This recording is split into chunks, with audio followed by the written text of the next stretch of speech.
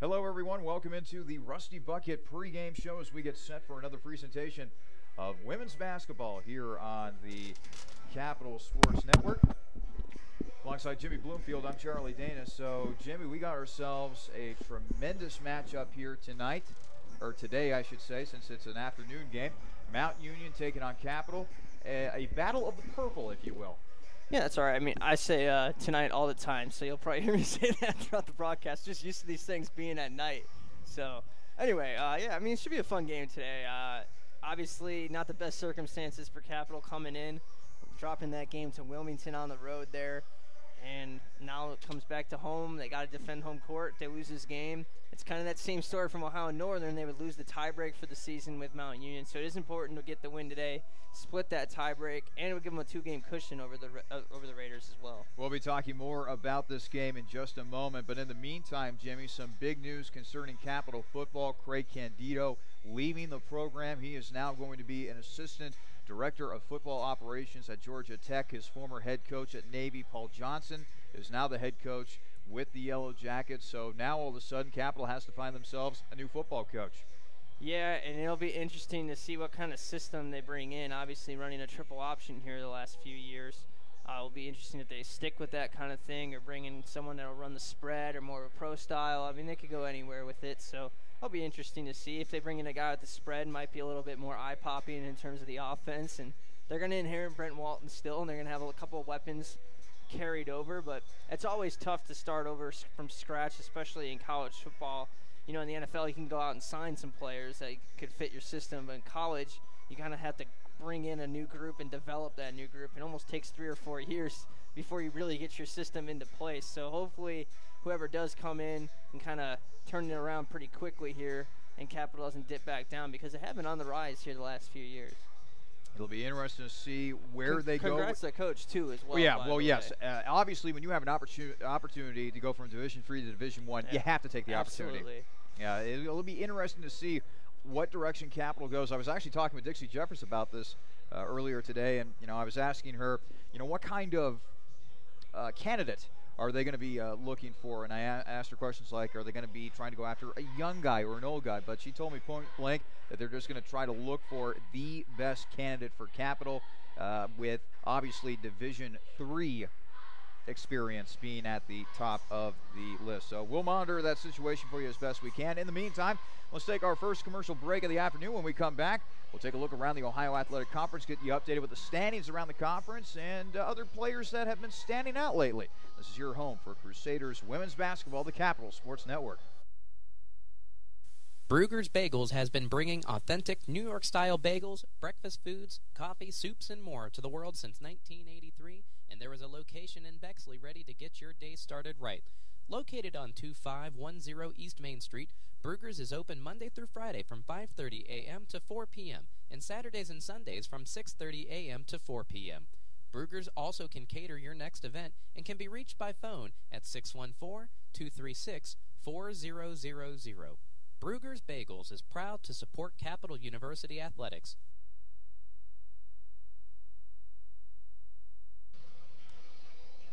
Welcome back to the Rusty Bucket pregame show. It's now time to take a look around the Ohio Athletic Conference. Let's first start with the standings. Well, with the loss that Capital suffered against Wilmington earlier this week, Ohio Northern now has a little bit more cushion within the standings. They lead the OAC with a 10-1 mark within conference play. Capital and Baldwin-Wallace, meanwhile, are tied for second.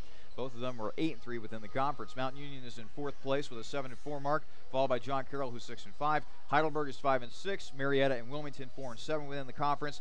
Otterbein 3-8, and Muskingum still looking for their first win within conference play. They are 0-11 within the OAC. That loss, Jimmy, that Capital suffered against Wilmington, against the Quakers, it just seemed like Capital had a real chance to push the Polar Bears for that top seed. And with that loss now to Wilmington, it just makes it a little bit tougher going forward. Yeah, I don't even know if they can catch Ohio Northern anymore, to be blunt. Ohio Northern would have to lose at least twice and possibly 3 times, and they're already 10-1 in conference play. I think that was kind of just the game that really kissed it away for them. But if you look at the positive side and spin it that way, they could still get a 2 seed. They're still currently the 2nd seed. They control their destiny to that second seed, which is really important because you get a bye until the semifinals of the tournament. It's not your typical 1 versus 8, 2 versus 7, etc.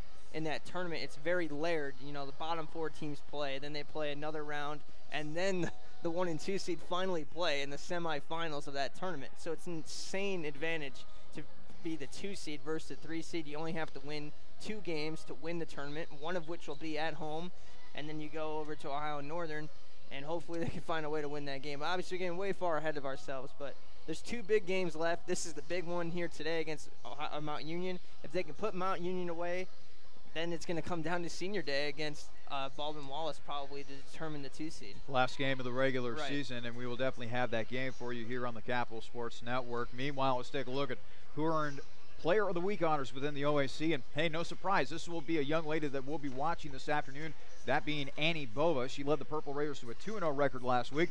Bova scored a game-high 29 points and had 6 rebounds and 3 steals in a 64-61 win over Marietta. Against Otterbein, she tallied 18 points and 3 steals. On the week, she shot 14 of 33 from the field, a perfect 14 of 14 from the free throw line as well. When we come back, you'll hear my conversation with head coach Dixie Jeffers as her Crusaders get set to take on the Purple Raiders of Mount Union. Again, it's a battle of the purple here at the Cap Center as we get set for another presentation of women's basketball here on the Capital Sports Network.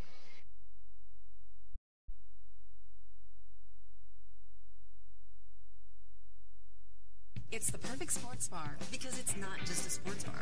I'm Gary Calico, founder and president of Rusty Bucket. A lot of families build their sports world around the bucket. It's not just a guy's night out. You can bring your wife, you can bring your kids. We get a lot of groups in after games. Great place after the game. Kids love to come here. The Rusty Bucket Restaurant and Tavern. The Rusty Bucket is a proud supporter of the Capital Crusaders. Visit us after the game at 2158 East Main Street and grab life by the bucket.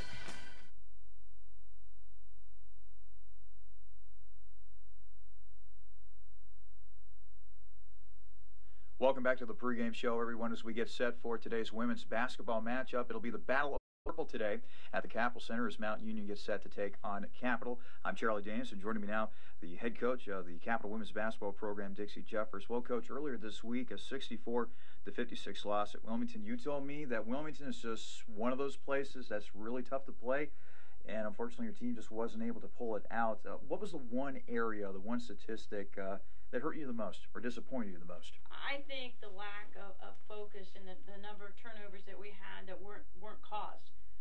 There are forced turnovers and then there are non-forced turnovers, and when you have more non-forced turnovers, that says that you're not there. And then we didn't do a very good job at all of rebounding and so forth, and I thought that we got out-hustled. And kudos to Wilmington. They had a good game plan. Their kids fought their rear ends off, and they beat us.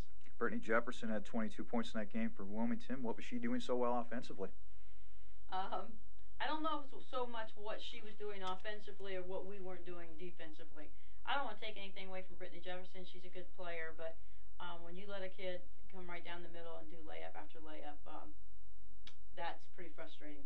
What can you learn from that loss? Well, it is a loss. I don't know. Everybody says, you know, the loss sometimes is good. The loss is only good if you can refocus and you can relearn from it, and that's true.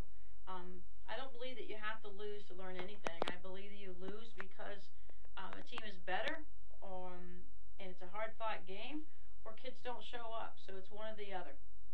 We're talking with Dixie Jeffers here in the pregame show as their Crusaders get set to take on the Purple Raiders of Mount Union. Coach, Mount Union 13-5 overall, 7-4 in OAC play. You played this team back on December the 5th, 74-63 loss, and a big reason why they won that game was Annie Bova dropped 30 points against your team. What makes her so lethal as a scorer? Annie Bova is very, very smart. She plays very, very hard. She can score from the outside. She can take you off the bounce. She does things with her body to draw attraction and get herself bailed out when you don't think there's any way she could make the shot, and she can't. But she does just enough to get the kids to move, for a referee to call a foul, for her to get the free throw line. She's three-dimensional. She can drive, she can shoot, and she can get you off your feet. So she's a very, very good player. You're not going to stop Annie Bova. You might want to try to contain her, but you're not going to stop her. from the individual to the team now. How does Mount Union compare from last year to this year in your mind, besides Annie Bova coming back? Well, they've got a veteran team like ourselves, so a lot of people don't realize that they have got a lot of upperclassmen. They're not young. It's the same kids that have been playing for the last 3 and 4 years. They know the system. They run the system very well, and they feed off of Annie, and they feed off the Reed kid, number 23. She is a very good player too. She does a lot of good things well. A lot of things well, and she seems to play very well against us. And that was actually going to lead into my next point. Katie Reed had 15 points in the first game of the season. Comes in here averaging 11.5 points per game. I know Bova gets a lot of the attention, but people shouldn't sleep on Katie Reed. Tell me more about her. Oh, you better not go to sleep on her, because she can take you outside. Loves to play from the left side of the floor. A tall, athletic guard that is smart and veteran and seasoned. She's played a lot of minutes up there. Both of those kids are lethal, and both of those kids are smart. Before I let you go, Coach, one last question. In your rematch at Ohio Northern, I could just tell from the get-go that you came out with a spark, you had a lot of poise, you raced out to a big league against the Polar Bears. Do you kind of get that same feeling heading into this game against Mount Union, especially how you played earlier this week against Wilmington? Well, you never know, Charlie. What we do as coaches used to reflect to our teams. Anymore, kids are so different.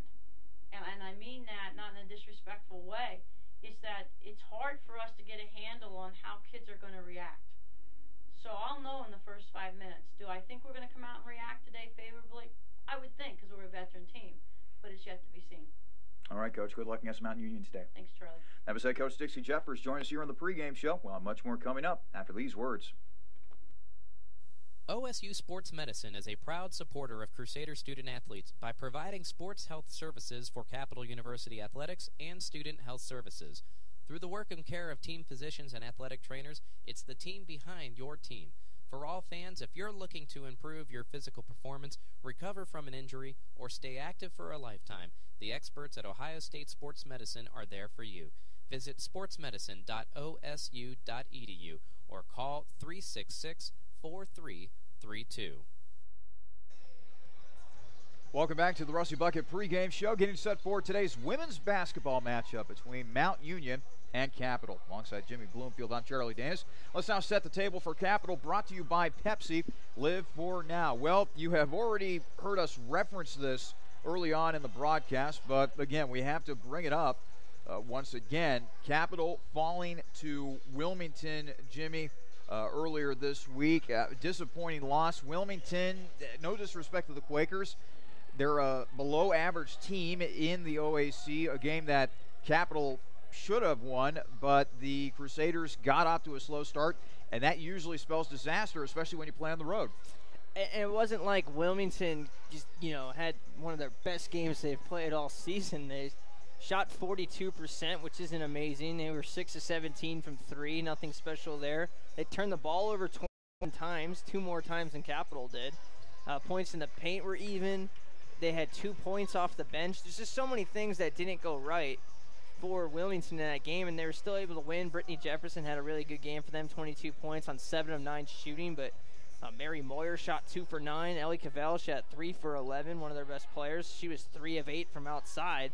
There just wasn't anything special that the Quakers did. It would be a completely different story if they went to Wilmington, they shot, 10 of 12 from 3 or something absurd like that. And you can just go, they got hot. What are you going to do? But it wasn't one of those games. It was just kind of a game where Capital just didn't come to play whatsoever. Speaking of three-pointers, you and I were talking about this earlier before the broadcast. The fact that Capital jacked up 16 three-pointers, that's just not how Capital likes to run their offense. That's too many shots from beyond the arc, wouldn't you say? Yeah, 6 of those were in the last quarter, so maybe they were trying to play some catch-up, but still, even shooting 10 in the first 3 quarters, that's a lot for Capital. They don't shoot threes. This team will take a 3 or 2 if it's there. Every quarter or 2. I would say they'd shoot about. Well, let's see what the stats say. I guess the stats say they shoot 174 in 18 games. So we'll do the math on that real quick. But it's not very many. 174 divided by 18. That's got to be not even 10 a game. According to my calculator, about 9.6. Yeah, okay, so 9.5 threes per game, which is about, 2 a quarter. And they shot 16 in that game, which really pushed that average up. So, obviously it's not their game. A lot of it was coming from behind, but they just shot themselves in the foot. They were down 15-5 at the end of the first quarter. You can't come out on the road and score 5 points in the first quarter and think you're going to have a chance to win. It doesn't matter how talented you are. They had a nice second quarter to get back into the game, but were outscored in both the third and fourth quarter. It's just a really uncharacteristic game for Cap. The minutes situation was very bizarre. Simone Gage only played 24 minutes, Annika Watchman actually played 30 off the bench. The other starters, Napolitano and Thompson and Irwin, each were over 33, and Fondesi played 27, and there was really nothing else. There's Pla and Obies and Junker and Reisner, but most of that came at the end of the game when it was already in the hands of Wilmington. So they pretty much abandoned that 9-man rotation it seemed that they had, and now it's with Sigmund's injury and Pla not really playing that much and Reisner not really playing that much. It's pretty much a 6-man group here, and maybe some fatigue finally caught up to them in that game against Wilmington. Well, and they're hoping that that game will be just a blip on the radar screen. They're going to have to turn around quick here, Jimmy, because they're facing a Mount Union squad that means business and that features one of the top scorers in the OAC in Annie Bova. Yeah, all year we've been saying it's a 3-person race right now, and it still is for the OAC Player of the Year between Bova of Mount Union, Thompson from Cap, who has had some quiet games over the last stretch here. She had a really good game against Ohio Northern, but these weekday games she used to not play as well. She comes to play better on the Saturdays for some reason, whatever that is. But Thompson's still the only player in men's or women's side of the OAC to be averaging a double-double this season, 10 rebounds and 14.8 points for her. And then that third candidate is obviously Spahar from John Carroll, who I would say is the favorite right now. But Annie Bova is a special player. It's always nice to kind of get to see some of the real talents of this conference come into town. And even though she does play for the visiting team, it is nice to see a skilled basketball player come in, and it presents a challenge for Capital. And obviously they know that she's talented, and we'll see what the matchup is for her. I'm sure Dixie has seen her quite a few times now, and has got a game plan together for how to slow her down. We'll talk a little bit more about that matchup as well as Mount Union as a whole as we continue to roll along here on the Rusty Bucket pregame show. I wanted to fly. They said I couldn't. So I built a plane, then a spaceship, then I went to the moon. I invented jazz, hip-hop, rock and roll. Some called it noise. I said it was music. I wrote a letter and sent it by ponies. It didn't get to you fast enough, so I used trucks and ships. But still, they weren't fast enough for me. So I lost the paper and the ink. I sent it by magic. I called it email. I made up new words: jukebox, bling, Google. And I decided some old words weren't okay to say ever again. The mustache. I tried to bring that back 17 times. I wore knickerbockers and shoulder pads, poodle skirts and flannel. When I came back from World War II, all I had was a t-shirt. So I made that cool. In fact, I invented cool. Who am I? I'm the spirit of youth. It's my job to move the world forward. Pepsi. Every generation refreshes the world. Welcome back to the Rusty Bucket pregame show. It is now time to set the table for today's opponent for Capital, that being the Purple Raiders of Mount Union. This is brought to you by Capital Dining Services. Well, Jimmy, instead of the Purple Raiders, how about the Fighting Bovas? It seemed like Mount Union continues to depend upon Annie Bova. She has jacked up 108 three-pointers this season, although that percentage is a little down from what we're used to. Yeah, just 31% for her. Obviously, Katie Reed has also made the same amount of threes as her. She's made 34, same with Bova, but she's shooting 39%. And then you have Tinky, who comes off the bench, who I talked about in the Periscope that we just had before the game. She shoots 27 of 60 from three, 45%, which is the best percentage in the conference in terms of three-point percentage. So they've got three gunners from outside. Obviously, there's more to Bova's game than just her three-point ability, and she's just a scorer. She knows how to get the ball in the bucket, to put it simply. And if those three players are really going to take Mount Union as far as they can go, not just today but this season. So the key today is obviously to slow those three down and make someone else step up and beat you, I would say. I had a chance to talk with the student radio crew that's going to be covering this game for Mount Union.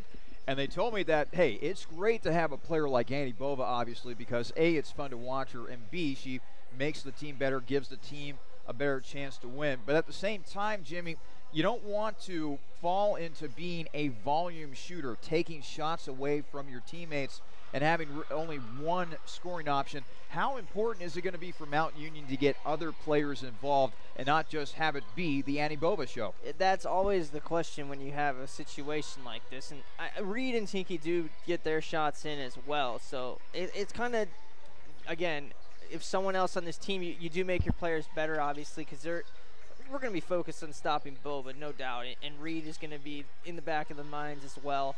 So the other players are going to have their opportunities, one-on-ones, isolated away if they can make a move or something. So obviously you want to give other players in your team the opportunity to make plays for your team. But when push comes to shove, the last 4 minutes of the game, do you want the ball in Annie Bova's hands? Do you want the ball in someone's hands who's unproven? You don't know what can happen. And it's always tough to kind of rely on those players in that situation. And being untested, this game could be huge. If it comes down to the last few minutes and somebody makes a shot from Mount Union that isn't named Annie Bova or Katie Reed, that's just confidence that's going to help this team grow. So it is an advantage to have Bova for more than one reason, but you can also kind of fall asleep on the court sometimes and get caught watching. And you see that a lot when there's a star player. You kind of just give them the ball and get the heck out of the way and see what they can do. And you got to remember, as a player on her team, you got to keep trying to put yourself in a spot where you can help her out. If she drives and gets 3 players on her and you're just kind of staring there with your jaw dropped trying to see what she can do, you're not really paying much help to her. So that is a big part of being a supporting player on a team like that. Let's now get to today's keys to the game, brought to you by the J Company. And obviously, Jimmy, one of the big keys for Capital today will be trying to find a way to limit Annie Bova's effectiveness on offense. Yeah, I think right now they need to be worried more with themselves. They can't come out flat like they did against Wilmington. They need to come out like they did against Ohio Northern. Ohio Northern couldn't make a shot, and all of a sudden Capital just had a huge lead. That fourth quarter, I think they scored 6 points in that fourth quarter, and they still won by 15 because they didn't care anymore. They were up by 15 points. They were just eating the ball, and they didn't play well in that fourth quarter, and that carried into that Wilmington game. So it's really been 5 quarters or so that they haven't played very good basketball now. And they got to find a way to turn it back on and kick it into gear here and worry more about themselves offensively and defensively and what they can do than worrying about what's on the other side of the court. And usually that is the definition of coach speak, and I hate coach speak. But today I think it really holds true. They really need to focus on themselves today and can't worry about Mount Union right now because they have all kinds of problems with just themselves, losing that game to Wilmington and not playing well in that fourth quarter against Ohio Northern. They've got to get something going here today that can really build on themselves and get some momentum going forward. And obviously, again, Bova will be a big part of today's game, and you just kind of have to accept that. And that's what I've always said of this big player.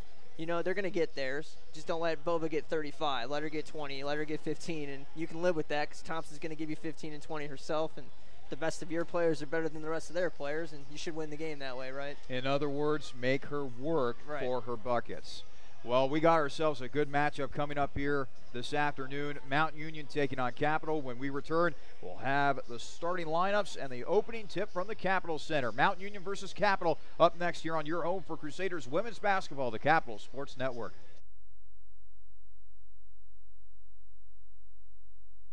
When looking for great food at low price, be sure to visit Peking Dynasty on the corner of Livingston and Sheridan right near the Capital University campus. Peking Dynasty has a large selection of Chinese food and sushi, along with great-tasting chicken and beef selections that can please any appetite. In addition, Capital University students receive discounts with a valid ID any day of the week. That's Peking Dynasty on the corner of Livingston and Sheridan right near the Capital campus, where we are proud to say, Go Cap!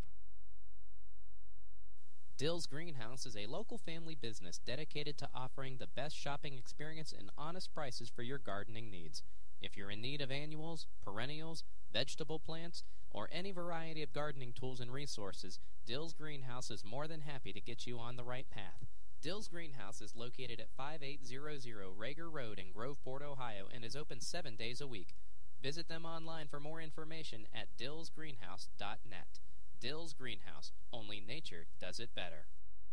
This is a message for the nurses among us, for those who dream of saving lives, for those who are driven to improve care, and for those ready to help heal what's broken, be it a single bone fracture or an entire hospital system. Capital University's advanced nursing programs are built for you. Engaged faculty, immersive learning, and intimate classes where you'll know everyone's name. To learn more, visit capital.edu/nursing. Advanced nursing at Capital University, for those driven to do more. Army ROTC is one of the best leadership courses in the country and can be a part of your college curriculum. As a potential or current student at Capital University, learning to become a leader will make your college experience even richer and prepare you for the future.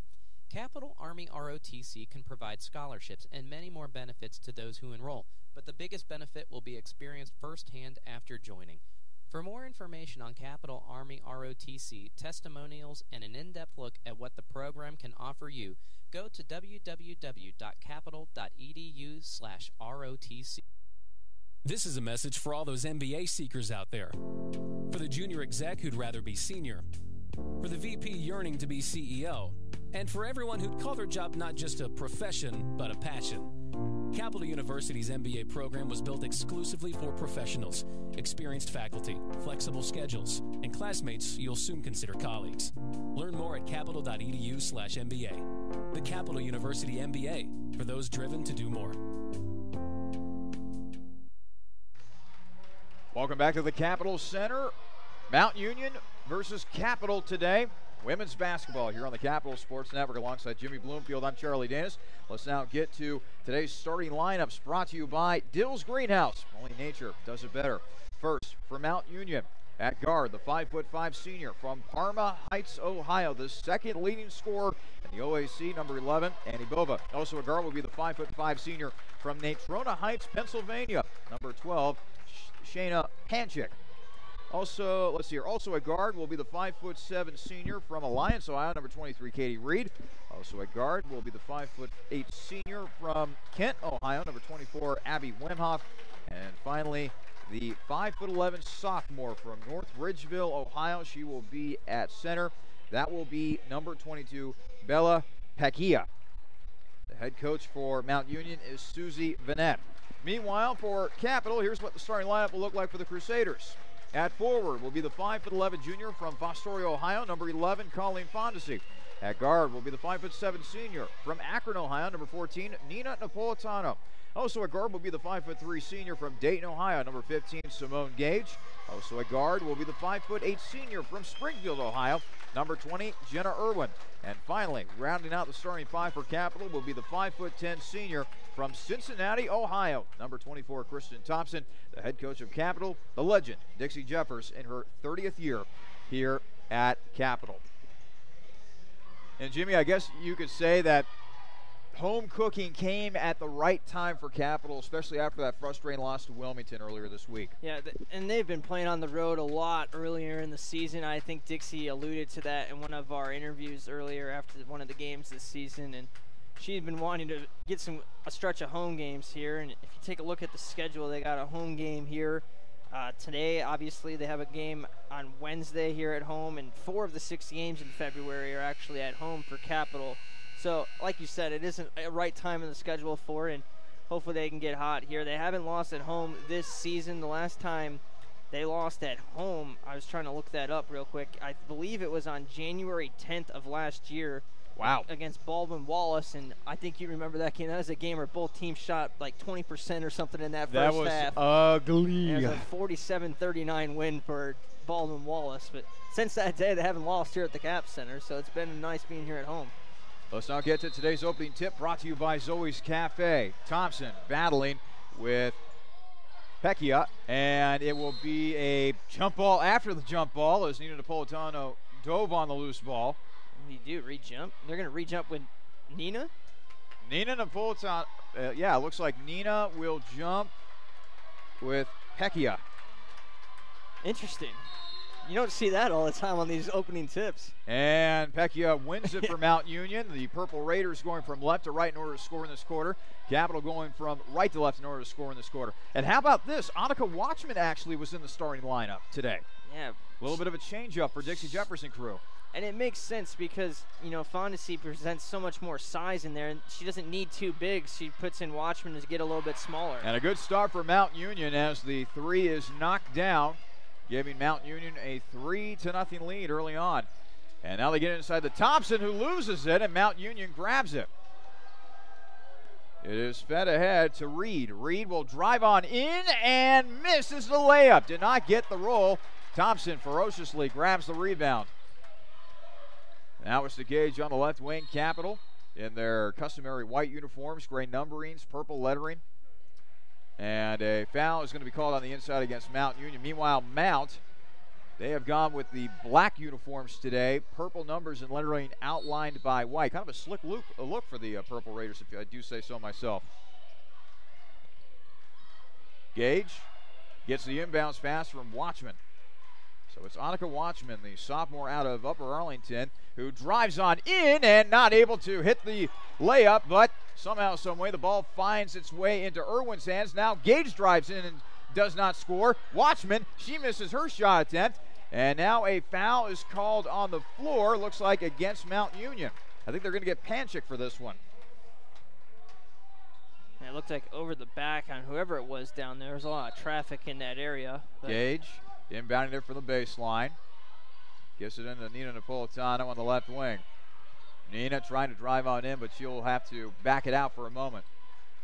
Snow on the left wing with the ball is Napolitano, but she gets off to Irwin. Now bounces over to Simone Gage. 17 on the shot clock. Irwin now driving down the lane, and she's going to be called for a charge. Defending on the play was Bella Pecchia, 5'11" sophomore from North Ridgeville, Ohio.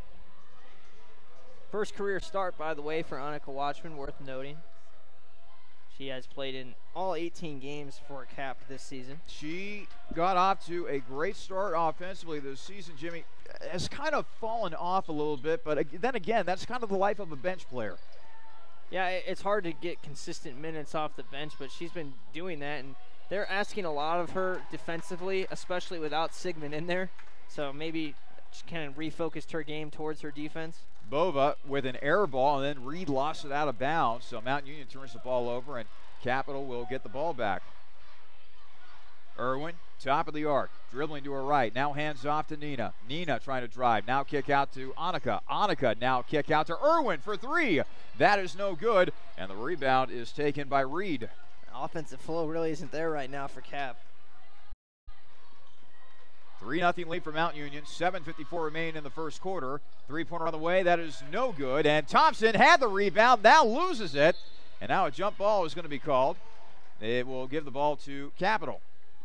Abby Wemhoff getting in there for the jump ball from Mount Union. She's the girl that knocked down the three, the only shot that we've seen go in today. Good turnout from the student section as well.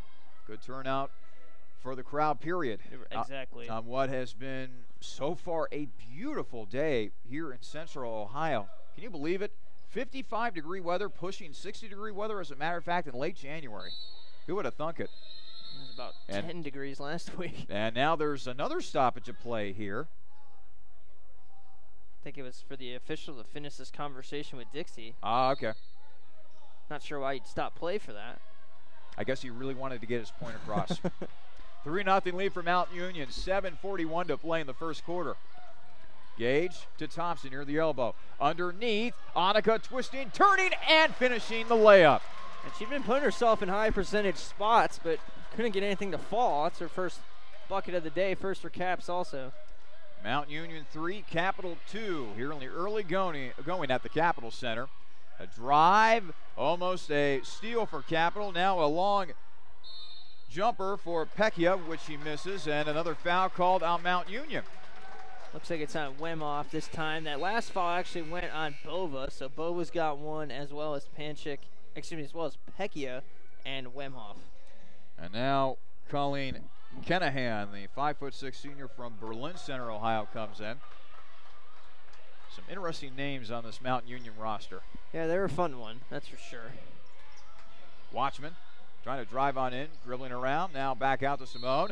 And now a foul is going to be called on the inside against Mount Union as Napolitano took a tumble to the floor. She was pushed rather strongly by Katie Reed. And now another substitution here for Mount Union. It's like Haley Rubino, the freshman. Sarah Grippy, number 20, 5'10" senior from Venetia, Pennsylvania. Jumper in the lane, and fouling Napolitano was Wemhoff. That's her second, so she'll now have to come out of the ball game. And boy, these substitutes just keep on rolling like waves into this game for Mount Union. As Kelsey Scott gets set to enter the ball game.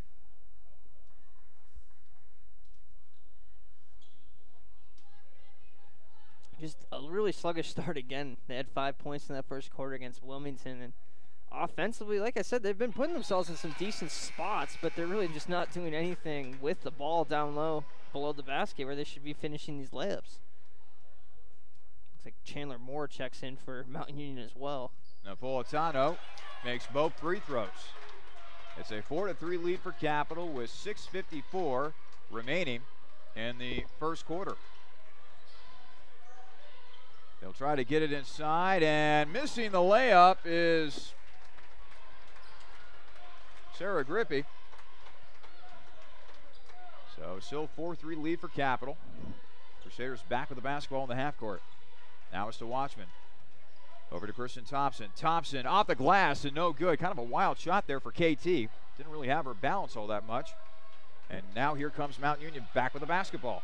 Bova will let loose a three and swish it through. Annie Bova, one of the top scorers in the OAC, gets going offensively. Really bizarre shot there. She kind of shot it from her hip, but still went down. And obviously Watchman in the starting lineup because coach wanted her to draw that matchup with Bova. Now they go inside to KT. Back out to Simone Gage. 10 seconds. Jumper, no good for Thompson. And the rebound is taken by Kelsey Scott. Scott will feed it ahead to Colleen Kenahan. Kenahan now passes it off to Katie Reed. Reed will go inside to Grippy. Now over to Scott. Scott drives in, and a charge is going to be called against Scott. Nice job by Kristen Thompson defending her ground. And now another substitution here for Mount Union as Cassie Morissette checks in, the 5'8" sophomore from Wakeman, Ohio. Yeah, we're not going to see a lot of subs for Cap today if anything went like that Wilmington game. Gage being hounded in the backcourt. Almost a near steal that time as Sarah Grippy put her hand in the passing lane, tipped it away out of bounds. And once again, another substitution here for Mount Union. Boy, they really like to. And it looks like Abby Bartaszewicz. And now Fondesi comes in for Cap, replacing Watchman. Gesundheit, by the way, on that pronunciation. I know. They've got all these all these players off the bench. We still haven't seen Rachel Tinke come off the bench. And she's one of their best players in terms of shooting, but she has missed 5 games this season. It is very likely that she might not be playing today with an injury. They'll go inside to Thompson. Thompson twists and turns off the glass, and KT's tough start continues. It's bounced around. Colleen Fondesi had the rebound. Now she goes to the floor, and a jump ball will be called. They're going to give the ball back to Mount Union on this one this time. Nice battle from Fondesi there. She was tipping around with it under the basket. Took it out of the hands of a player from Mount Union, and it got kicked around. I think it kicked off the knees of 2 different players, and then she just dove on top of it. Bartaszewicz, by the way, is that tough pronunciation. I would think that you would have a lot of tough pronunciations, seeming that you're a school up in that northeast Ohio, western Pennsylvania quadrant. Bartaszewicz, by the way, knocks down a three-pointer. How about that? Well, she is a 46% three-point shooter this season, 13 for 27 now in the year. Pretty much 50%. A 9-4 lead for Mount Union. 4:45 remaining in the first quarter. Irwin on the right wing. We'll go inside to KT. Thompson trying to get something going offensively. Turnaround Jay off the glass. No good for Kristen Thompson. And the tough start continues for the Cincinnati, Ohio native. And now double dribble is going to be called against Mount Union as Casey Morissette is incredulous. So a turnover there for Mount Union. And stealing it away was Scott, but it was Fondesi who dove and got the ball back. Some sneaky pressure being applied. And now a foul is going to be called against Thompson, who got knocked over by Scott. She's not happy with the call either. Could lip read her say, "Are you kidding me?" right there. Just her first foul, luckily, but Thompson 0 for 4. Looks like she's going to the free throw line now here, Charlie. Oh, okay, so the foul's called against Mount Union then. Maybe she thought it was on her. The way she reacted, it made it sound like she thought it was on her. I could have sworn I said I saw one of our referees point in the direction of Kristen Thompson. Might have been pointing for her being the shooter. Ah, okay. Mount Union already is at 5 fouls. But it definitely confused Thompson, too, because she was not happy. Second free throw good for KT. That'll put her in a better mood. So now it is Mount Union 9, Capital 6. A weird beginning to this ball game. A lot of fouls called against Mount Union. Turnover forced by Irwin. She'll feed it ahead to Simone Gage. Gage up the court. Now back to Irwin, who will pop a three and not knock it down. And the rebound is taken by Bartoshevitz. And credit Bartoshevitz there for boxing out the shooter as that ball went right back towards Irwin, but she stayed in front of her. She's looking to shoot herself here. Bartoshevitz goes inside to Sanborn, who recently checked in. Nina trying to feed it ahead. Thompson gets it back. Holy moly, she almost got hit with a big foul right there, swinging her elbows like that. And now a traveling violation is going to be called against Capital. And now a couple substitutions for Cap. Kristen Thompson, she's going to need to collect herself as she heads to the bench. Checking in is Aaron Reisner and also Chelsea Plough. Plough and Reisner, they really need to give them good minutes because this is a really tired team.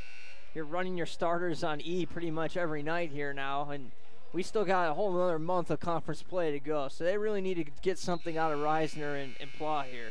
Bova and Aaron White, the 6-foot sophomore from Westchester, Ohio, check in for the Purple Raiders.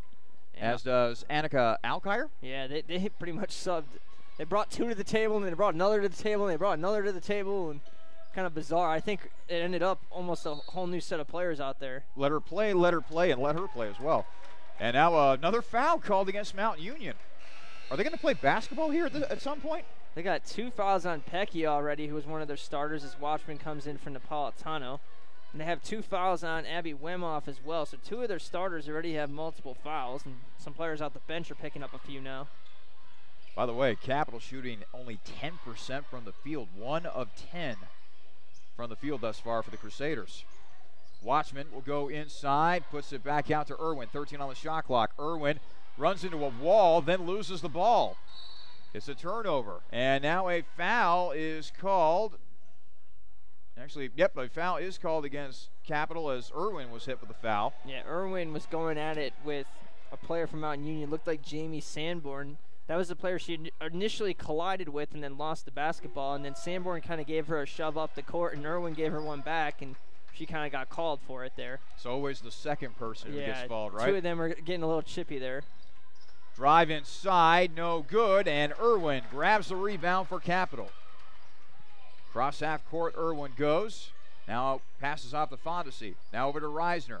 Reisner will go baseline, but loses it out of bounds. She ran out of real estate to work with. Gage got a whole 30 seconds of rest there, it looks like. She comes in for Irwin. And now, yep, Irwin will take a seat on the bench. It's a 9-6 lead for Mount Union. 2.5 to play here in the first quarter. And what has been an ugly first half in terms of offense.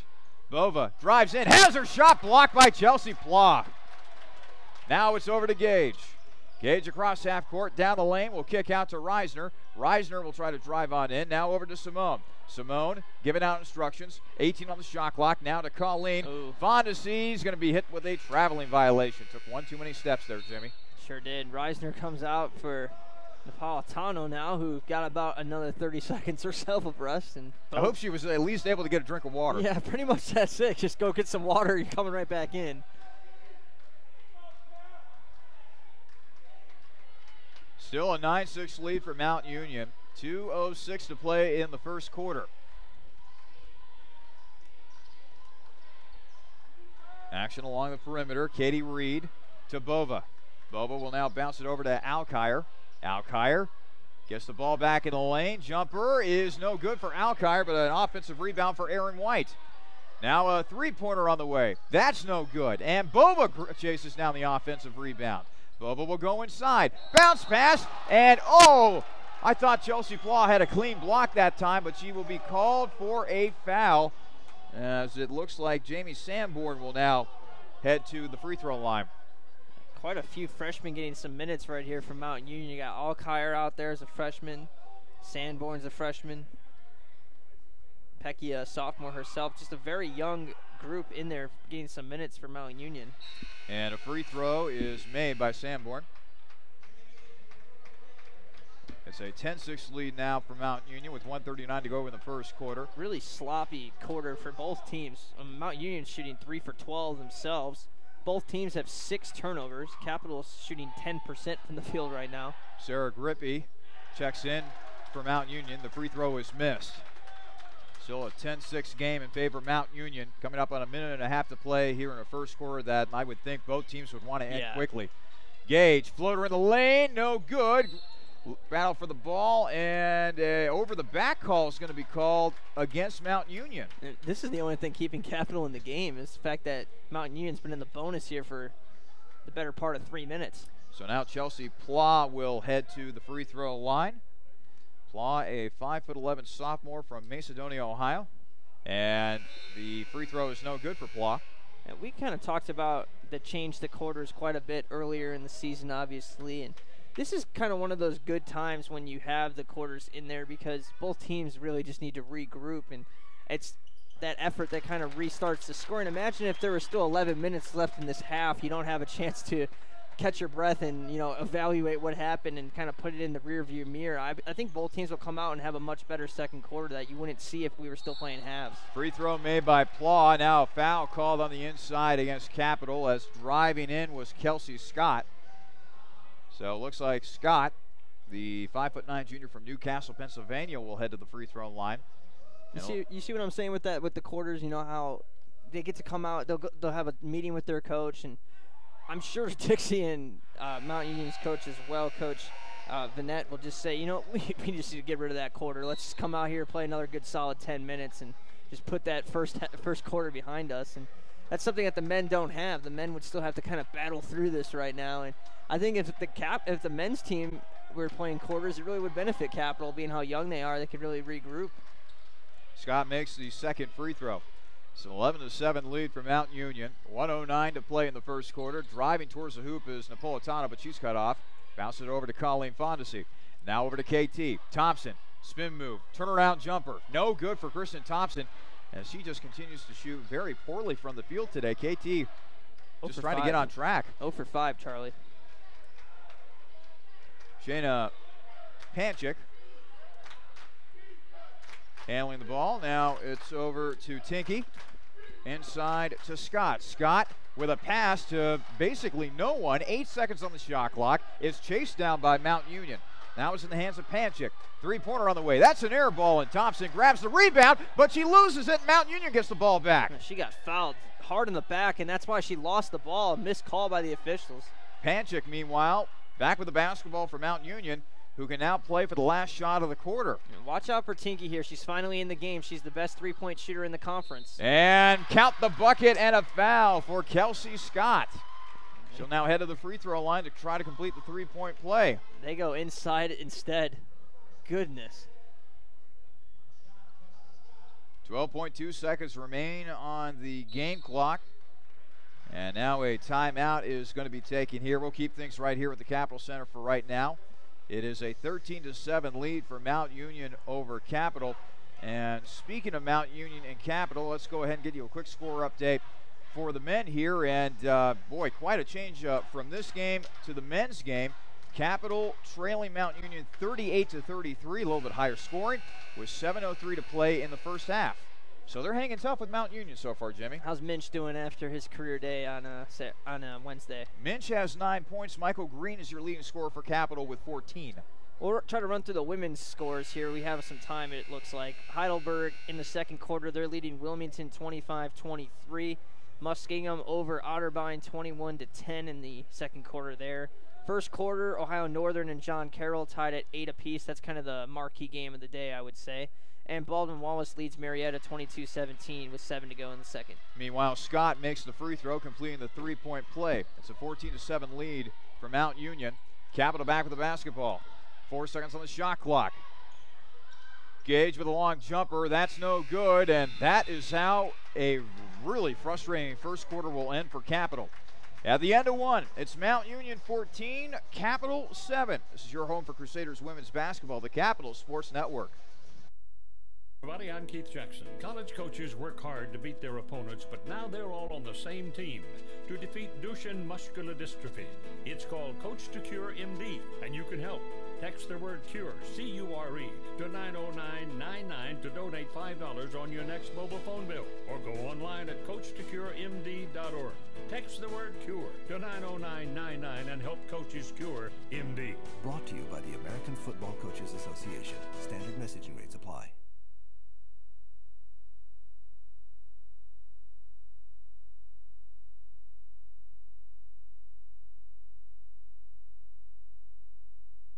Don't settle for a tasteless pizza after the game when Anthony's Pizzeria is right in your neighborhood, serving up the best East Coast style pie with their own fresh dough made daily. Family owned and Bexley proud, Anthony's offers the best subs on the block, as well as fresh calzones and stromboli, and Anthony's Pizza has been voted #1 on Pleasant Ridge. Dine in or carry out, Anthony's is easy to find at 602 Pleasant Ridge, adjacent to the Capital University Athletic Complex, and as easy as dialing 231-6628 to order the best. 231-6628, Anthony's Pizzeria. Start of the second quarter, and it could not come soon enough for both of these teams as Capital trails Mount Union 14-7 alongside Jimmy Bloomfield. I'm Charlie Danis. It's over to Fondesi. Fondesi bounces into Thompson. KT off the glass and in. Nice start for Kristen Thompson, who missed her first 5 shots of this ball game. Mount Union 14, Capital 9. Three-pointer on the way. That will rattle in and out. Thompson secures the rebound. Bobbled it a little bit, but KT was able to ultimately hang on. 15 players saw the court for Mount Union in that first quarter. That's really bizarre. You don't usually see that at all. Hand off to Napolitano, who drives in off the glass. No good for Nina.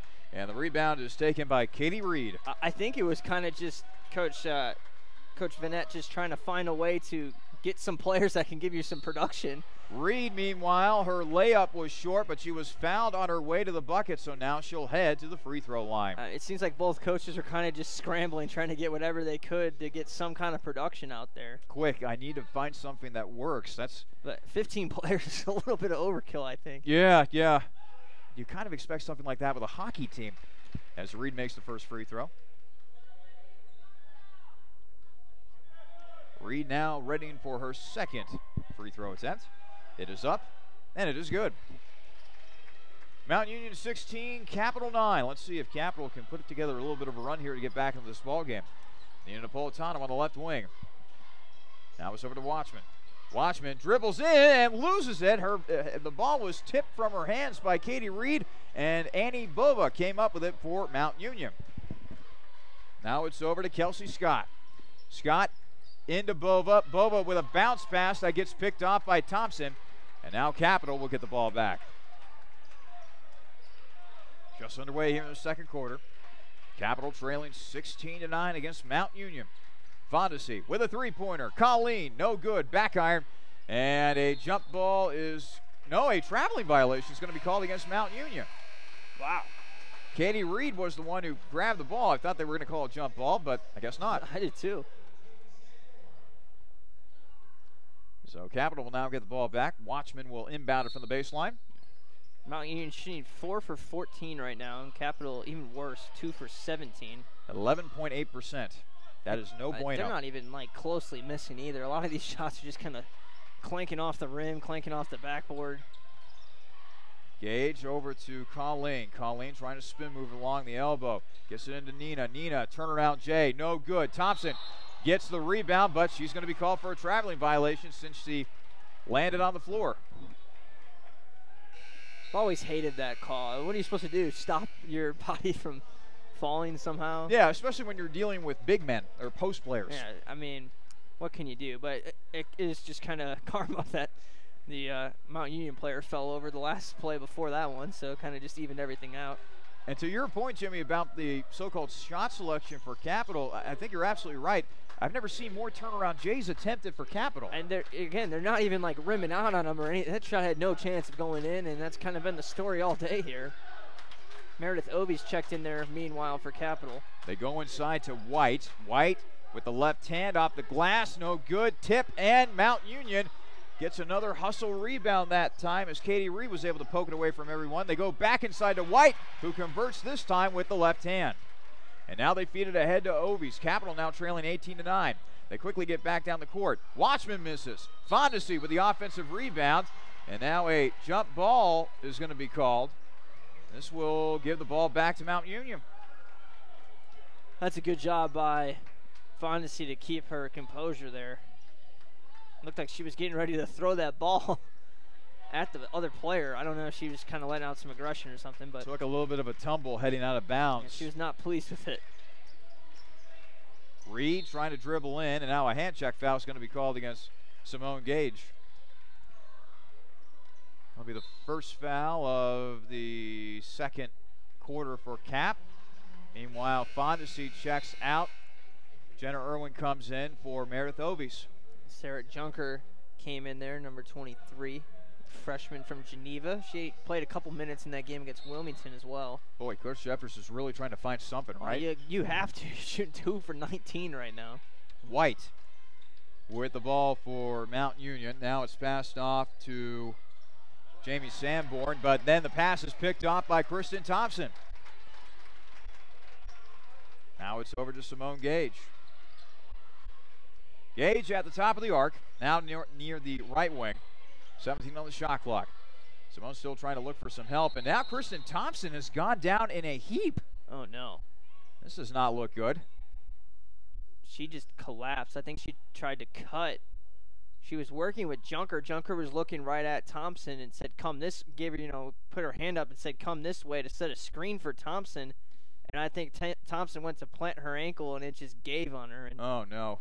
You remember last year she had a lot of problems with this ankle. Yep. Missed a couple of games and was in a brace for a good part of the season. She is not putting a lot of weight on that ankle. She is now starting to put a little bit more on it. And hopefully this is just a minor sprain or twist of an ankle or something. I was going to say Capital is already hurting with the absence of Shelby Sigmund, their best on-ball defender, and occasionally one of their best scorers. But losing Kristen Thompson, boy, I mean, you keep harping on about it, Jimmy, about how Thompson is the only player, men's or women's, that averages a double-double within the OAC, a definite OAC Player of the Year candidate.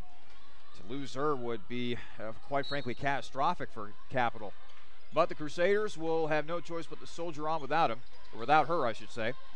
Jumper on the way for Gage. That's no good, but meanwhile, Capital needs to find a way to get something going here offensively.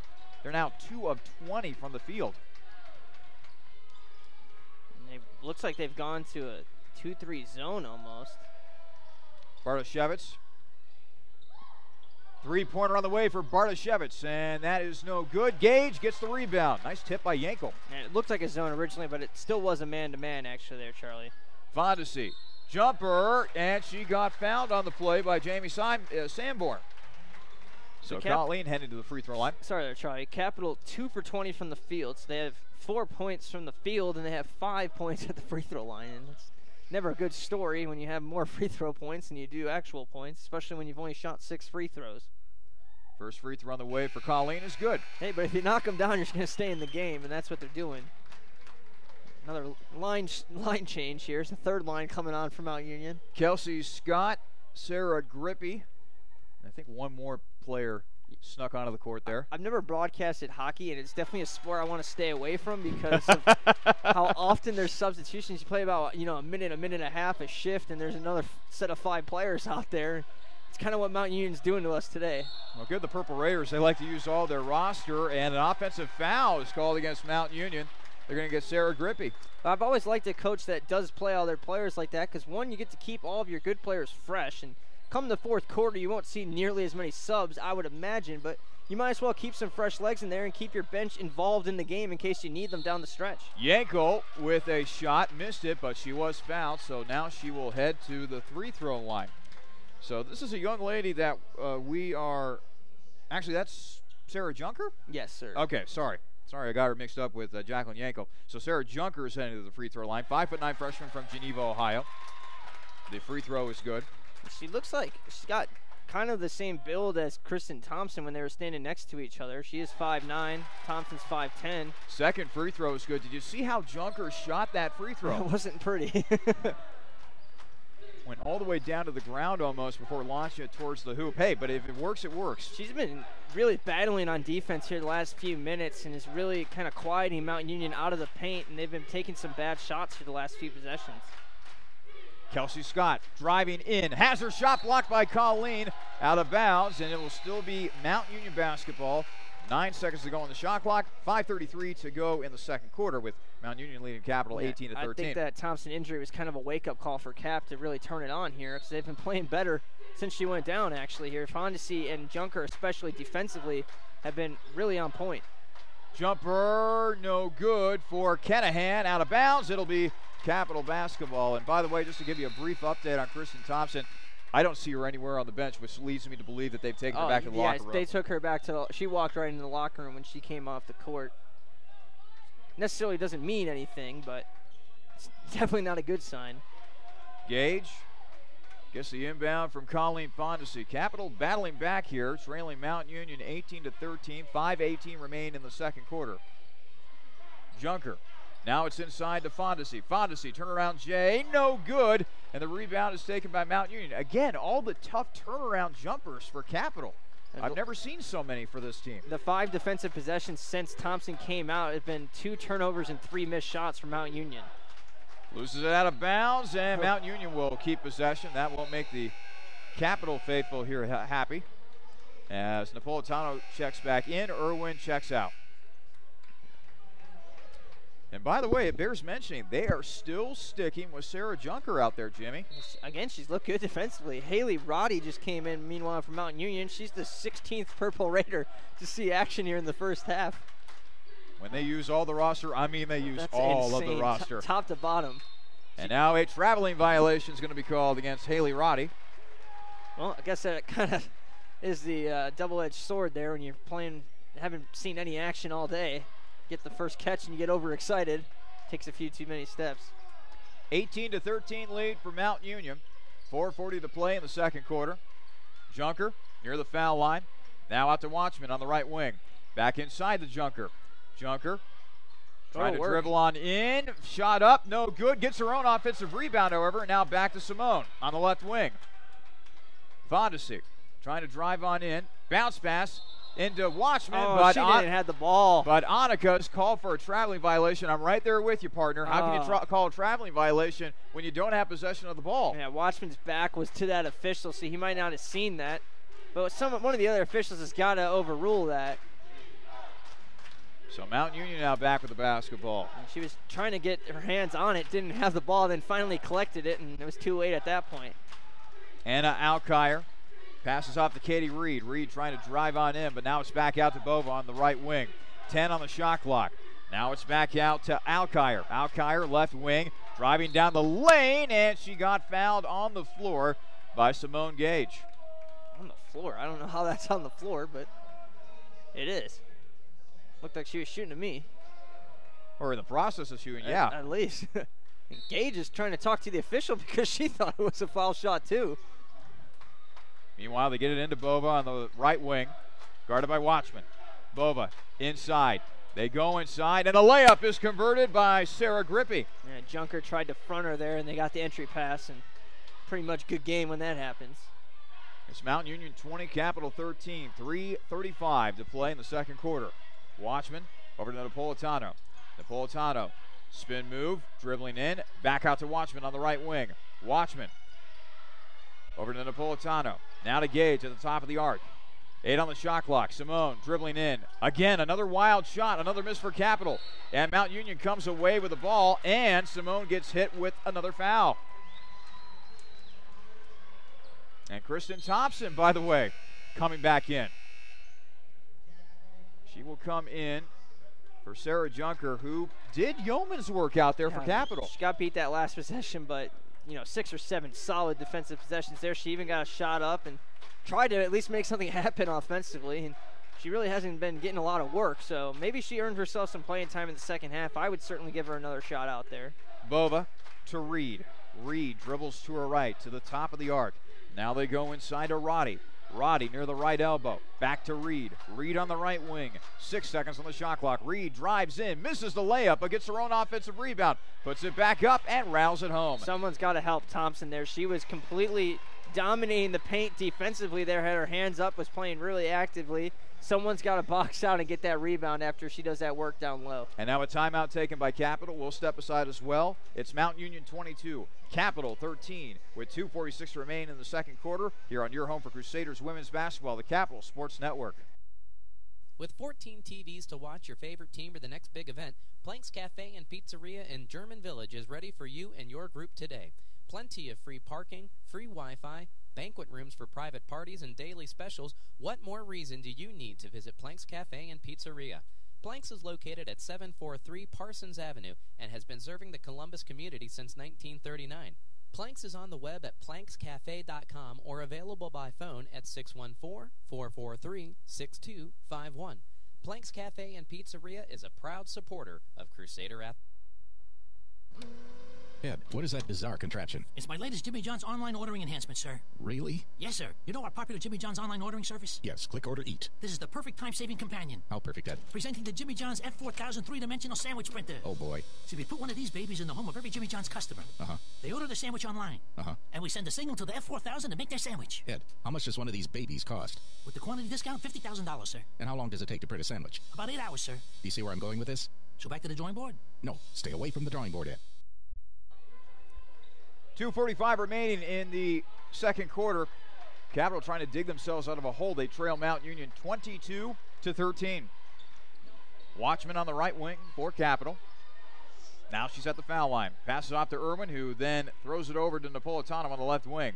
Back out to Watchman. Now over to Irwin. Inside to Thompson. Thompson on the right block, turns, shoots, and scores. Kristen Thompson. Good to see her back in there, by the way. Yeah, she's really bad. You can tell she's playing through pain right now. It's now 22-15 in favor of Mount Union. 2:10 remaining in the second quarter. Bartoshevitz knocks down the three. Back up to a 10-point lead for Mount Union with 2 to go here in the second quarter. Bounced over to Watchman on the left wing. Watchman dribbling in, jumper, good for Annika Watchman. Back down to single digits. And they've made as many many shots from the field those last 2 possessions as they had all game before those 2 possessions. Reed will launch a three, and she will knock it down. Uh-oh. Mount Union starting to heat up. It's a 28-17 lead for Mount Union. Minute and a half to play in the second quarter. Napolitano will launch a three. That is way off, and the rebound is taken by Kelsey Scott.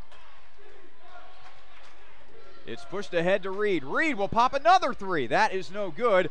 And this time the rebound is taken by Colleen. Now it's ahead to Annika. Annika on the right wing. Trying to drive past her man, but was not able to. Now it's swung all the way around to Napolitano on the left wing. To Fondesi inside the Thompson, and now a foul is going to be called on the inside against Renee DeFord, the 6'1" freshman from Casstown, Ohio. Coming into the ballgame for Capital now will be Meredith Ovies for Jenna Irwin. Watchman along the baseline. Over to Meredith. Meredith will pop a three.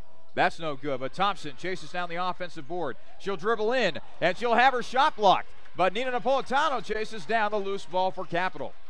52 seconds and counting in the second quarter. Ovies dribbling around, loses it to Bartoshevitz. Bartoshevitz trying to hand it off to a teammate. And now a timeout is going to be taken by Mount Union with 45.3 seconds to go in our first half of play. We'll keep it right here at the Capital Center. It's a 28-17 lead for Mount Union with 45.3 seconds remaining in the second quarter. By the way, speaking of scores, let's get you an update on the men's team. And Jimmy, it's not looking pretty for Capital right now as they trail Mount Union 58-42 at the half. That's a little brutal there. 58 points in a half. They were leading Mount Union at half the first time they played here at the Cap Center, but not the same story today. How about this for Mount Union in that men's game? 4 players have tallied scoring in double figures. For Mount Union? Yes. Yeah, not surprising there. I'm sure Ruffin among them. Ruffin has 10. The leading scorer is Kyle Skelza. Okay. I don't remember him from the first game. I remember Jackie Beck. And how about this? Miles Griffin, a family friend of ours. He has 11 points in that game for Mount Union as well. Ohio Northern, meanwhile, is really giving it to John Carroll right now. It's 37-20 at half in the women's game. So Ohio Northern looks like they are ready to run away with this conference. Barashevitz back out to Panchik. 29 seconds remain in the second quarter. 9 seconds on the shot clock. It's now back out to Panchik. Panchik over to Reed. Reed will string it over to Barashevitz. Barashevitz driving in. Wild shot, no good. And Watchman gets the rebound. They will now have to retreat back to the baseline after a shot clock violation is called. 15.4 seconds remaining. It has been a first half to forget for Capital, shooting 14.3% from the field, yet they're only down 11 points. Yeah, it'd be nice to get a bucket here, get some momentum going, but this has been a dreadful first half, coming off a dreadful 4 quarters against Wilmington. 5 seconds, 4 seconds. Nina Napolitano's got to go here. 3 seconds, 2 seconds. Back out to Watchman for 3, no good. And that's how the first quarter will end for Capital. 28-17, Mount Union with the lead over Capital. Coming up, we'll have the Anthony's Pizzeria halftime show. We'll go over scores around the OAC and take a look at the first half statistics, and hopefully our eyes will not burn out. Again, the first half, Mount Union 28, Capital 17, here on your home for Crusaders women's basketball, the Capital Sports Network. Hello, everybody. I'm Keith Jackson. For 50 years, I've witnessed some of the greatest contests in college football. Young men in competition reaching for their potential at the highest level. But their courage is more than matched by another group of young men, the boys fighting Duchenne muscular dystrophy. It is the most prolific genetic killer diagnosed in childhood, and there is no cure. But college football coaches are doing something about it, and you can help. It's called Coach to Cure MD. Text the word CURE, C-U-R-E, to 90999 to donate $5 on your next mobile phone bill, or go online at coachtocuremd.org. Text the word CURE, C-U-R-E, to 90999 today, and help the college football coaches cure MD. You'll be proud you joined the team. Brought to you by the American Football.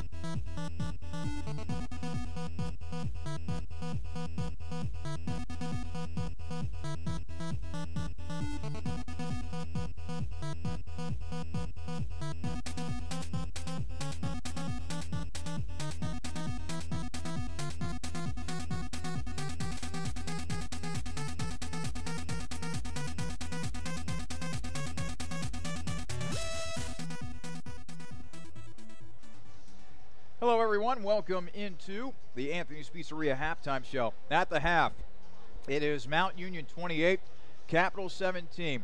I'm Charlie Danis, and Jimmy Bloomfield. That might have been the worst first half we have ever seen either one of the men's or women's teams shoot the basketball. Well, we also talked about that game, the last game they lost here at home against Baldwin Wallace back in January of last year. And it was a terrible first half in terms of the shooting in that one. Both teams were under 20%, and it's kind of a similar story here today. A very ugly game from an offensive standpoint. We'll take a look at the stats in just a moment. But in the meantime, let's get you updated with all the action around the Ohio Athletic Conference. We actually start with the men's team right now. They are at Mount Union.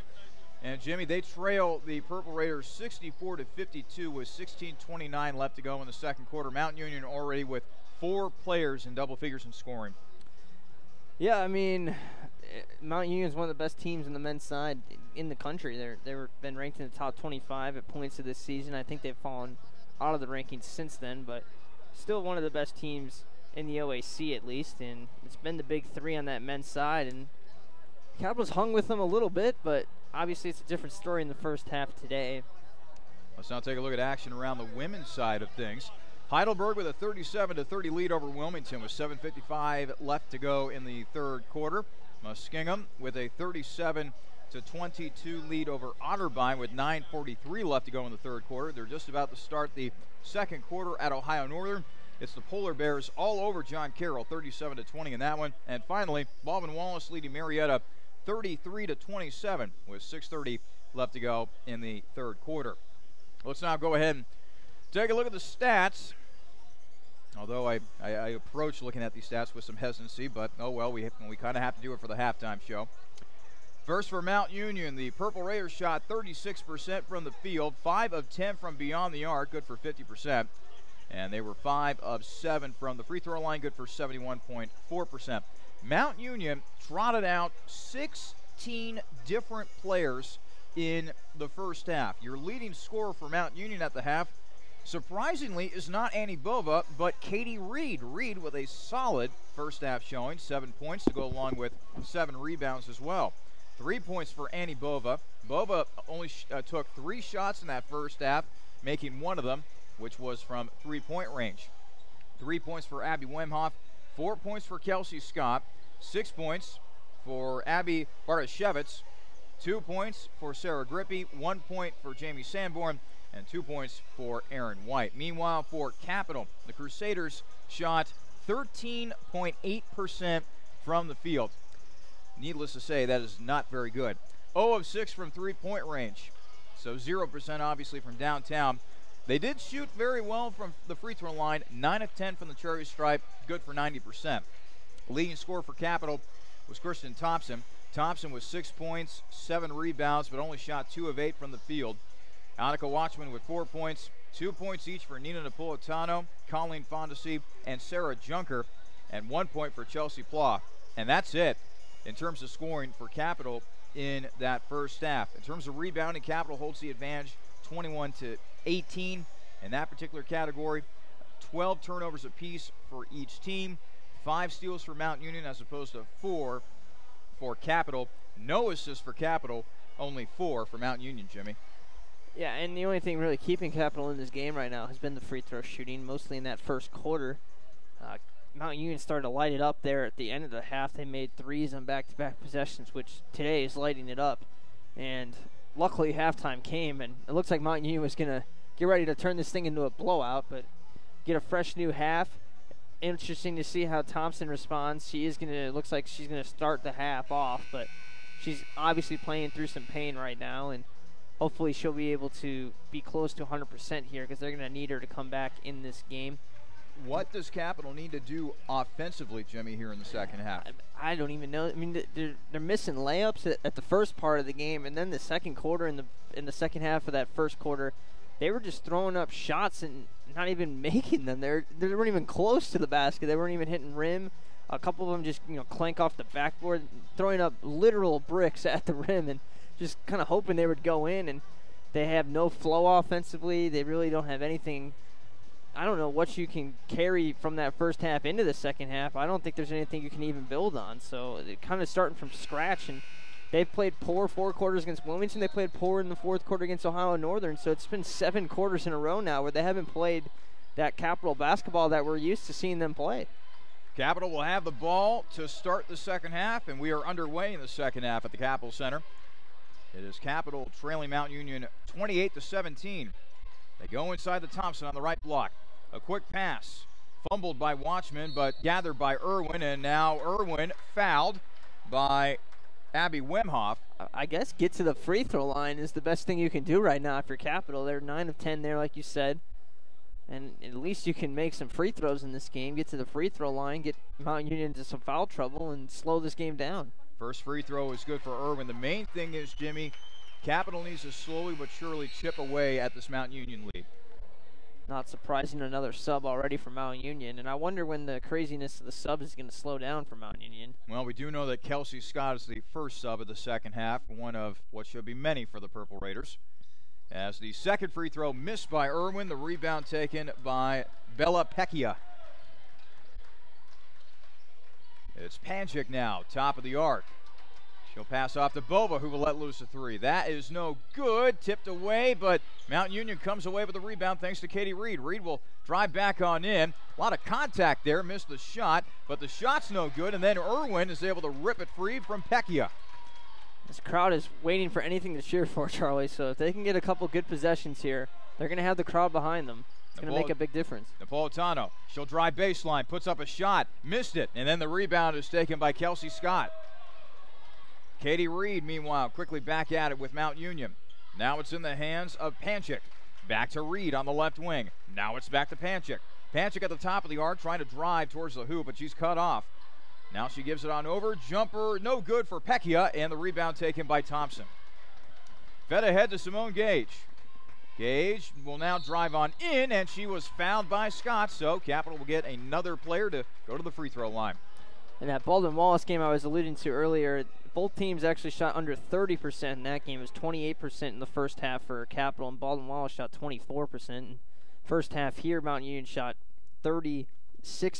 They're already down to 32 now, and Capital still at that 13% that they put up. So probably the worst shooting performance that you and I have called here at the Cap Center today, and hopefully Capital can turn this thing around.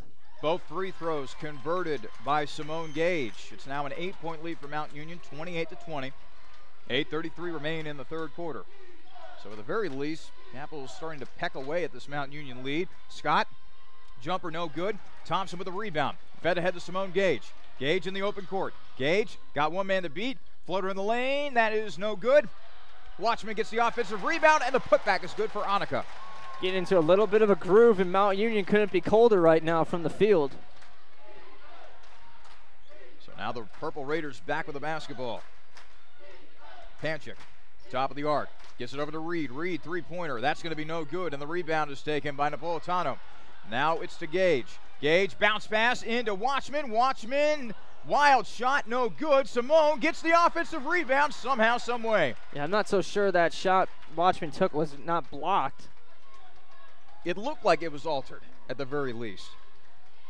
But you got to give her credit. She's ran the floor there last 2 times occupying the lane. She got the offensive putback last possession and then almost had a layup here this time. 2 to shoot. Ooh, and Annika Watchman dribbled the ball on the baseline, resulting in a turnover. And I think Dixie's yelling, and she needed someone to help her out and make a backdoor cut there.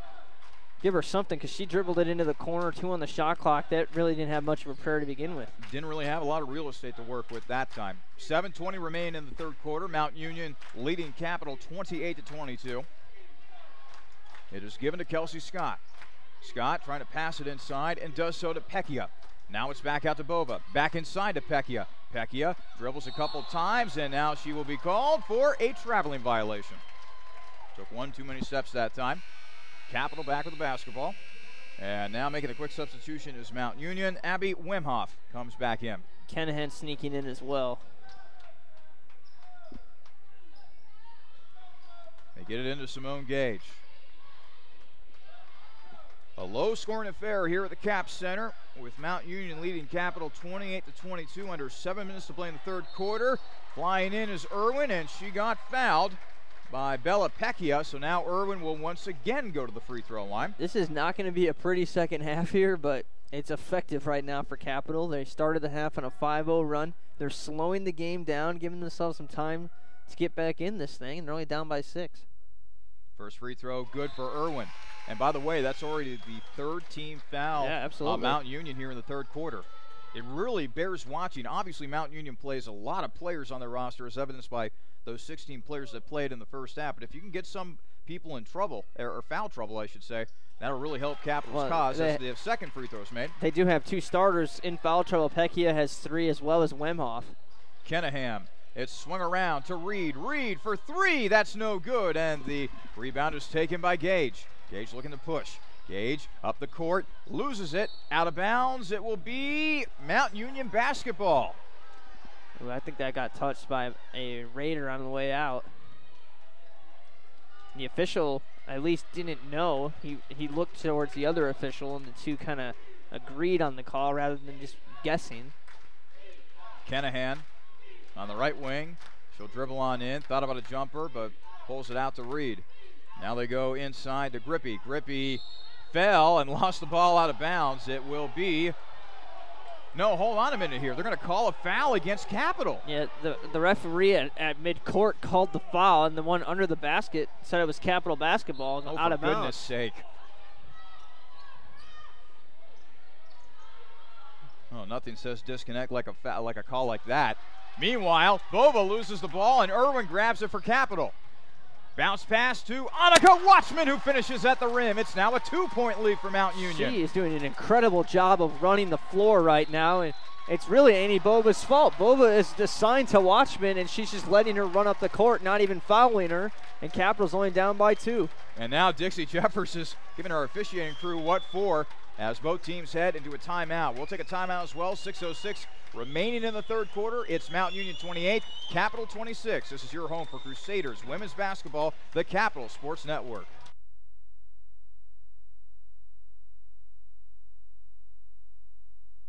Coffee, soups, and more to the world since 1983, and there is a location in Bexley ready to get your day started right.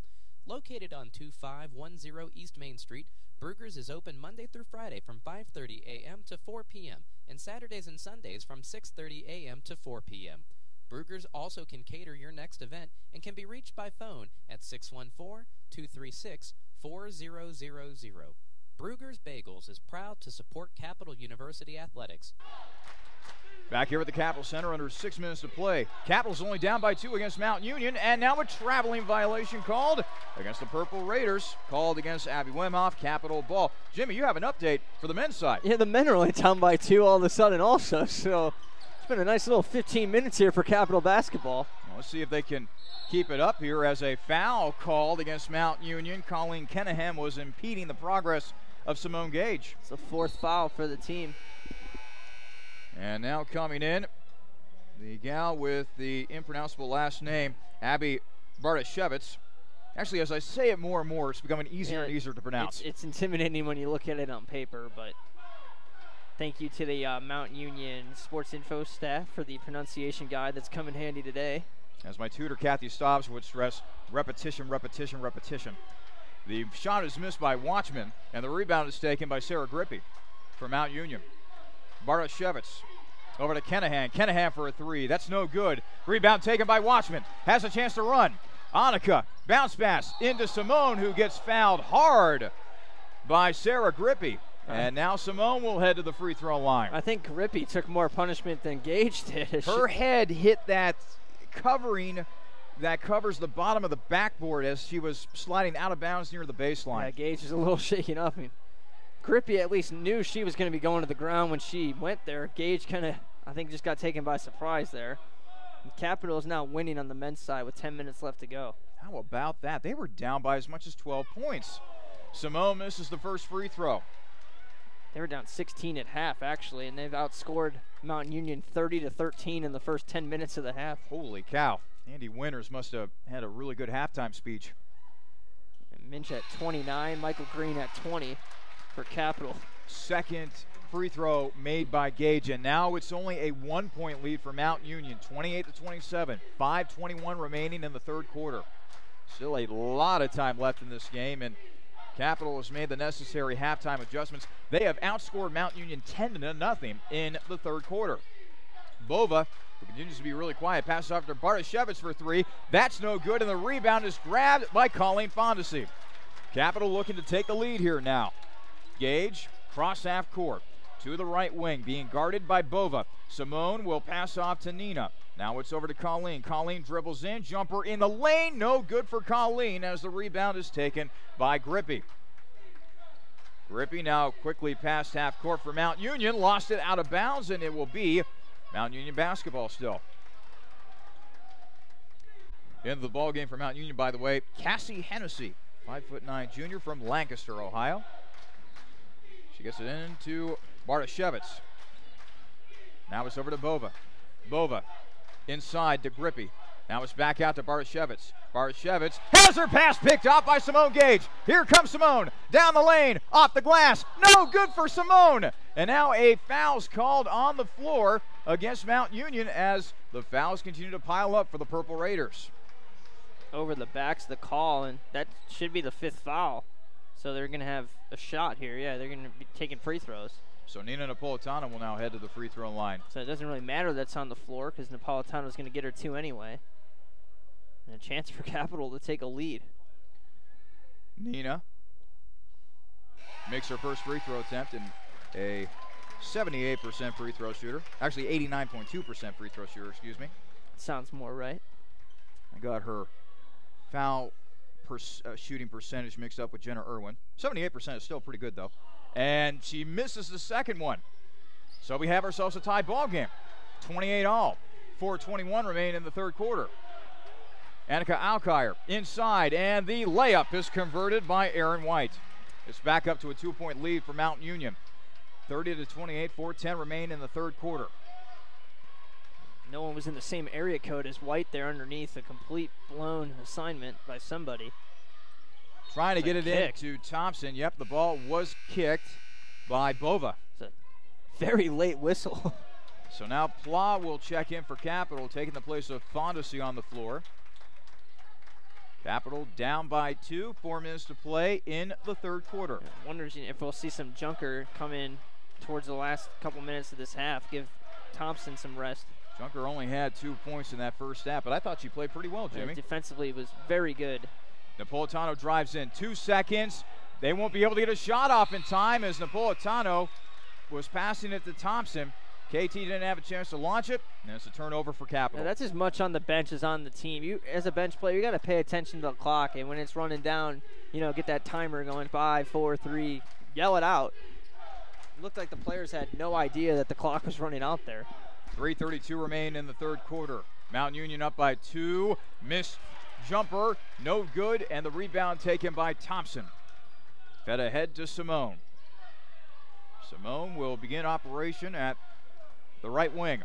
Now she'll try to drive inside. Step back jumper, and Simone swishes it through. How about that? It's the first time they've actually done something in the half-court set pretty much this quarter, even though they've been scoring. A lot of it's been in transition or at the free throw line. And now a foul is going to be called against Chelsea Pla. Push the Mount Union player down. Whenever there's a player on the ground and your hands are up in the air, I didn't do anything, you probably did something. Yeah. Reisner and Fondesi come back in. So a little extra size in there for Capital. It looks like Cap was going to run with 6 there for a minute. That would help the defensive side of the floor. Instead of too many men on the ice, too many men on the court.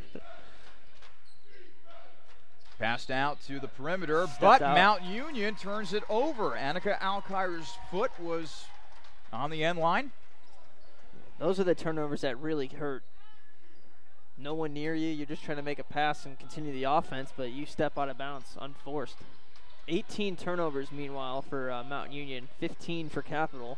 Sloppy, to say the least. Game tied at 30.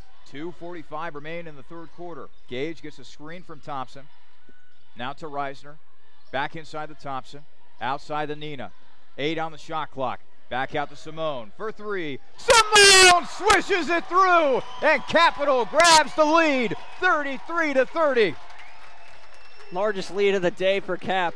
It came all the way back. It's been a 13-2 run here in this quarter. Katie Reed on the left wing. Over to Annika Alkire. Back to Reed. Passed all the way over to Sanborn on the right wing. Now it's bounced over to Bova.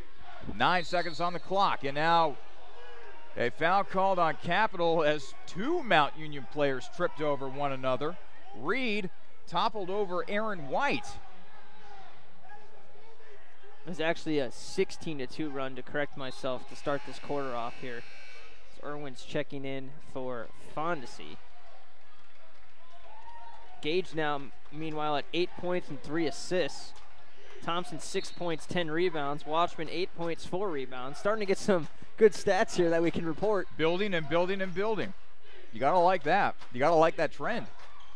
Alkire dribbles in, almost loses the ball. And now it is lost as Napolitano picks it up, but she turns it over. It's back in the hands of Mount Union. Alkire back with it for the Purple Raiders. Now it's over to Reed on the left wing. They go inside to Sanborn. Back out to Alkire. Alkire bounces over to Bova, who continues to have a very quiet afternoon. Over to Alkire. Now it's to Reed. Reed will let loose a three and knock it down, and we are tied at 33 all. A minute and a half to play in the third quarter, and a sloppy turnover there for Capital as the ball got away from Jenna Irwin. Each team has at least 17 turnovers now. Katie Reed, the leading scorer from Mount Union, is shooting 3 for 11, and the leading scorer from Capital is shooting 4 for 10 or 2 for 8, however you look at it. So, if you're a fan of offense, this is clearly not your game. This is the kind of game it's been. Ball loose on the floor, but Mount Union maintains possession after it was fumbled away by Sanborn. And Caps hit 20% at least from the field finally. Alkire passes it over to Katie Reed. Now it's back to Alkire. Alkire back out to Reed, and a foul is going to be called against Jenna Irwin. And there are fans in the stands that are saying that Irwin is being held by Jamie Sanborn. It looked a little bit like a flop. There was some contact there, but maybe a little overboard with the flailing to the ground like that. Well, the Oscars are not until late February, so I'm sure they can get that. They can squeeze that nomination in. Panchik along the baseline. Gets it into Bartoshevich. Bartoshevich to Reed. Reed bounce pass inside. Back out to Bartoshevich for three. That is no good. Rebound taken by Mount Union. Back in the hands of Katie Reed. Reed dribbling along the baseline, and a blocking foul is going to be called against Capital. That's fine. I saw it down low there. A lot of contact on Reed. 45.7 seconds to go in the third quarter. Mount Union and Capital tied at 33, although with these free throws coming up, the Purple Raiders have a chance to reclaim the lead. Good 2-for-1 opportunity for Cap if they can get down the floor quickly and get a basket up. Reed with her first free throw attempt. It is good. Meredith Ovies checks out. Simone Gage checks back in. Capital has outscored Mount Union 16-5 in the third quarter, yet they trail Mount Union by 1 at the moment. Reed with a second free throw attempt. It's good. So now Capital, trails Mount Union by 2. 42 seconds and counting. Gage across half court. Over to the right wing. Directing traffic. There's about a 15 differential between the shot clock and the game clock. Watchman, jumper from the foul line. That's no good, and the rebound's taken by Katie Reed. Reed quickly up the floor. Driving towards the hoop. Off the glass. It's no good. Now Simone will go the other way, but she will simply slow things up. I don't know what Reed was trying to do there. She just slammed it off the backboard. I think she just kind of rushed the shot there. A little too much momentum on the transition bucket. 4 seconds on the shot clock. Gage, jumper, no good. Napolitano tries a shot, but that's no good. And that is how the third quarter will end. Well, May not be pretty offensively, but we got ourselves a ball game nonetheless. At the end of 3, it is Mount Union 35, Capital 33. Here on your home for Crusaders women's basketball, the Capital Sports Network. Jimmy John's, world's greatest gourmet sandwiches. Ed speaking. Yes, I need a sandwich delivery right away. What kind of sandwich? I don't care. Just get it to 215 Elm Street right now. I'm on my way. Jimmy John's. Thanks for getting here so fast. You're welcome, sir. Here's your sandwich. By the way, did you know your house is on fire? That's why I called Jimmy John's. Fire makes you hungry? No, I knew you'd get here fast. Grab a bucket. We're gonna need more than 2 guys, sir. You're right. What'll we do? Leave it to me, sir. Hello, boss. Send everyone you got to 215 Elm. Doesn't matter what kind of sandwich, sir. I'll explain later. Thank you, sir. Jimmy John's. Come in. Sir, did you know your house is on fire? Yes, I did. Grab a bucket. Jimmy John's. Come in. Sir, did you know your house is on fire? Grab a bucket. Jimmy John's. Come in. Sir, did you know? Yes, I did. Grab a bucket. Jimmy John's. Come in. Sir, did you? Yes, I did. Grab a bucket. Fire department. Come in. Sir, did you know you... It's okay, Captain. We got it handled. Care for a sandwich? Thanks, but tell me something. Shoot. Why didn't you call the fire department first? I did. Just as fresh as its pizza, Donato's is fresh off of its 50th anniversary and still serving the Columbus area with pride. Now introducing online ordering, Donato's Pizza is ready for your order at any time from anywhere. Donato's also features a gluten-free menu and will even cater your next big event. Donato's Pizza in Bexley is located at 2800 East Main Street and is available by phone at 614-235-4477. Donato's Pizza, proud supporter of Capital Crusader Athletics. 9:50 remaining in the fourth quarter. Mount Union with a 35-33 lead. And Mount Union turns the ball over again thanks to an errant pass that went out of bounds. Alongside Jimmy Bloomfield, I'm Charlie Danis. We have been treated to a low-scoring affair here at the Cap Center, and we are tied at 35 thanks to a made shot by Kristen Thompson. 8 for Thompson now. It is loud out there, Charlie. I was just out of the booth for a second there, and there's a lot of crowd noise going on. It's affecting this game, I think. Loose ball, batted out of bounds, and it will be Mount Union basketball. These are two teams that it really doesn't matter what the sport is. It could be football, it could be basketball, it could be baseball, whatever. Mount Union and Capital just plain do not like each other. I don't think anyone likes Mount Union. And I think it's because of football, how they just dominate every season in football. Three-pointer on the way for Reed, and she knocks it through. Mount Union back up to a 3-point lead. 38-35, 9:03 remain in the fourth quarter.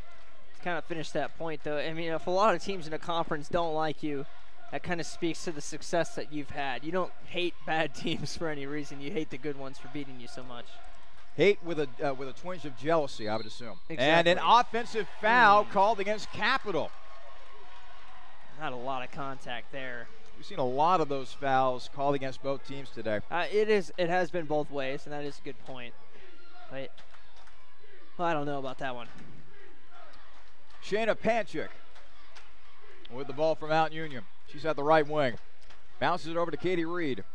Reed being guarded by Gage at the top of the arc. 16 on the shot clock. So go inside of Wemhoff. Wemhoff will bounce it on into Grippy. Grippy twisting, turning, not able to get the bucket to go. And now she'll be called for a foul as she falls on top of Kristen Thompson. Talked about the change the quarters a little in the first quarter. This kind of changes it again here now because Mount Union had 5 fouls already. Probably would be in the bonus here for the remainder of the game, but because of the new quarter now, they have some fouls to give again, which is a big story because Capital probably would be shooting free throws right now if this was still halves. It's Mount Union 38, Capital 35. 8:13 remaining. A ball poked out of bounds, but luckily for Capital, they will keep possession. By the way, let's get you updated here with the men's team here very quickly. And a good ball game in Alliance. Mount Union clinging to an 88-87 lead over Capital. 4:09 remaining in the second half. I got my eye on it. Guess how many points Mark Minch has in that one? 30. 38. Wow. He just continues to be something else. He's got player of the week pretty much locked up at this point. Yep. Jumper for Simone, no good, and the rebound is taken by Mount Union. And now a foul will be called against Capital after the rebound's taken by Abby Wemhoff. 38 on 14 of 19 shooting, by the way. I should mention that. Just unbelievable. How many do you have on Wednesday? He had 32, I believe, on Wednesday. Yeah. So not a bad week. Already 35 a game for the week. Yeah, not a bad week at all for Mark Minch. Bova will let loose a 3 and knock it down. That hurts. Oh. You don't want to call it a backbreaker because there's over 7 minutes to go. Too much time left, but that one hurts. And Capital, the main reason they were able to get back in this game was running off of a lot of missed shots from Mount Union. Again, in this half-court set, they haven't really done much at all, and Watchman nearly got a charge there. And a call goes against Mount Union. Now Jenna Irwin comes in. She'll check in for Colleen Fondesi. They're going to need Mount Union to miss some shots so they can get out and run again, because they have not been doing their job in terms of this half-court offense. That really hasn't been there today. They've been really successful at the free throw line and in the fast break-in transition. And Bella Pecchia also comes back in for Mount Union. 41-35, Mount Union with a lead over Capital. 7:20 remaining in the fourth quarter. Watchman dribbling in. Gets it over to Gage. Gage dribbles in, off the glass, no good, but a blocking foul is called against Mount Union at the last second. And it's a call from half court again. It benefits Capital, so it's okay. But I mean, I really dislike when a referee under the basket, if he's not going to make the call, you shouldn't be making the call from 25 feet away. It's just my opinion on the situation. If you're in position to make the call, then let the person in the position make the call. He was right there. He saw that whole thing happen. He wanted to let him play, and kind of gets overruled by another official. First free throw made by Simone. Gage readying her second free throw attempt. It's not the first time it's happened today either, Charlie. Second free throw is good. Oh, you're absolutely right about that, Jimmy. This game has been ugly in more ways than one, let's just say. Mount Union back at it, leading Capital 41-37. 7 minutes to play in the fourth quarter. Bova. Jumper from the elbow. That's no good. Thompson with an impressive rebound for Capital. And I know Bova was open there, but you got to give Watchman some credit. This is her first career start, and her matchup is one of the best players in this conference, if not the best player in the conference. And she's really held her own. She's actually outscoring Bova 8-6. Irwin gets the bucket to roll in with a foul. Told you there's too much time left, Charlie. We're just fine here. So now Irwin will head to the free throw line to try to complete the three-point play. By the way, to your point about Watchman and how she's performed against Bova, think about this for just a second. Annie Bova came in here averaging 21 points per game as the free throw is made by Irwin, drawing Capital to within one. Bova has 6 points, and we're in the fourth quarter. Yeah, phenomenal job. And they're matching up with each other on both sides of the floor, so she's having to work offensively as well to get hers. Capital on the men's side just hit a 3. We got the stream up, and they're up by 3 now on the road. So 91-88, by the way. That's high scoring. If both of these teams, both of the Cap teams, can pull out a win today, really speaks to both of their programs. Well, and just to go to the men's side just for a second, Jimmy, 2016 has been rough so far for the men's squad. But think about this for just a second. They are still in position to get a top 4 seed within the OAC tournament. You really got to hand it to Andy Winters and his crew. Yeah, if they can get this win today, that's going to go a long way in securing that. As Mount Union, one of the top teams in the conference, if you can knock them off, pretty much knock off anybody. Colleen Kenahan brings it across half court. Now it's over to Bova. Bova on the right wing. Bova now at the top of the arc being guarded by Watchman. She'll dribble on in. It's back out to Kenahan. Kenahan will pass on in, and a wide open layup for Bella Pecchia. It's now a 43-40 lead for Mount Union. 6:12 remaining in a fourth quarter. Watchman to Napolitano in the left corner. Nina will drive on in, and she gets fouled by Reed. So now she will head to the free throw line. That's 5 on Mount Union again, so the final 6 minutes will be in the bonus for Capital. In terms of foul trouble, Grippy has 3, Pecchia has 3, and now Wemhoff has 4 as well. And Jamie Sanborn also has 3 for Mount Union. First free throw good for Nina, drawing Capital to within 2 of Mount Union, who makes a substitution. Cassie Bowman, the 5'9" senior from Brunswick, Ohio, checks in. Nina, with her second foul shot, rattles in and out. But Capital is still very close behind. It is Mount Union 43, Capital 41. 5:55 remaining in the fourth quarter. Passes tip, but somehow found its way over to Bova out on the perimeter. Bova now on the left wing, guarded by Napolitano. Now it's over to Kennahan. They go inside now to Sanborn. Sanborn back out to Bova. 6 on the shot clock. Bova on the left wing. Gets it back from a teammate. Jacks up a 3 at the last moment. No good. And out of bounds it will be. Capital basketball. Credit the defense. They're hanging in there again. So now Irwin bounces it in to Gage. 5.5 to play in the fourth quarter. Each possession is so huge now. You're getting to that point where you're only going to get about 10 or 15 each side now. Gage gets it into Thompson. Thompson jump. Had her shot blocked, and then a jump ball is called. Capital keeps possession of the ball with 17 on the shot clock.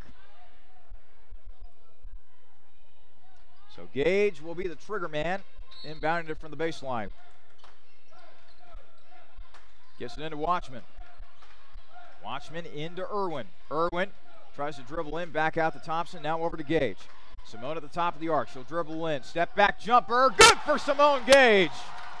She's made some big-time shots today. Had a step back from the other side of the floor. Tied at 43. 5 minutes to go in the fourth quarter. Bova being guarded by Gage. And now should be a foul on Thompson. Okay. And she was battling for position down low there with Bella Pecchia. I think actually grabbed the braid of Pecchia, not intentionally or anything. But yeah. I think that's what got the whistle there. I think she inadvertently kind of grabbed at her hair. Colleen Fondesi comes back in for Capital as Mount Union inbounds it from the baseline. They get it in to Bowen. Now it's to Bova. And then a loose ball. And here comes Irwin with the ball. 3-on-3. She goes at it, and the shot's missed. Tipped up in the air, and Mount Union comes away with the basketball. Oh, that has to hurt for Capital there. They got back quick. I think if Irwin makes a pass instead of trying to dribble it herself, that's a Meanwhile, basket. a tough shot made by Bova as Mount Union reclaims the lead 45-43, under 4.5 to play in the fourth quarter. It's a big 4-point swing right there. Fondesi over to Watchman. Watchman to Irwin. Irwin, baseline open. Jenna not able to convert the layup. Out of bounds, and it went off of Irwin. And now a substitution made by Mount Union. Bartashevitz back in there for the Purple Raiders. Been a frustrating couple moments here for Jenna Irwin.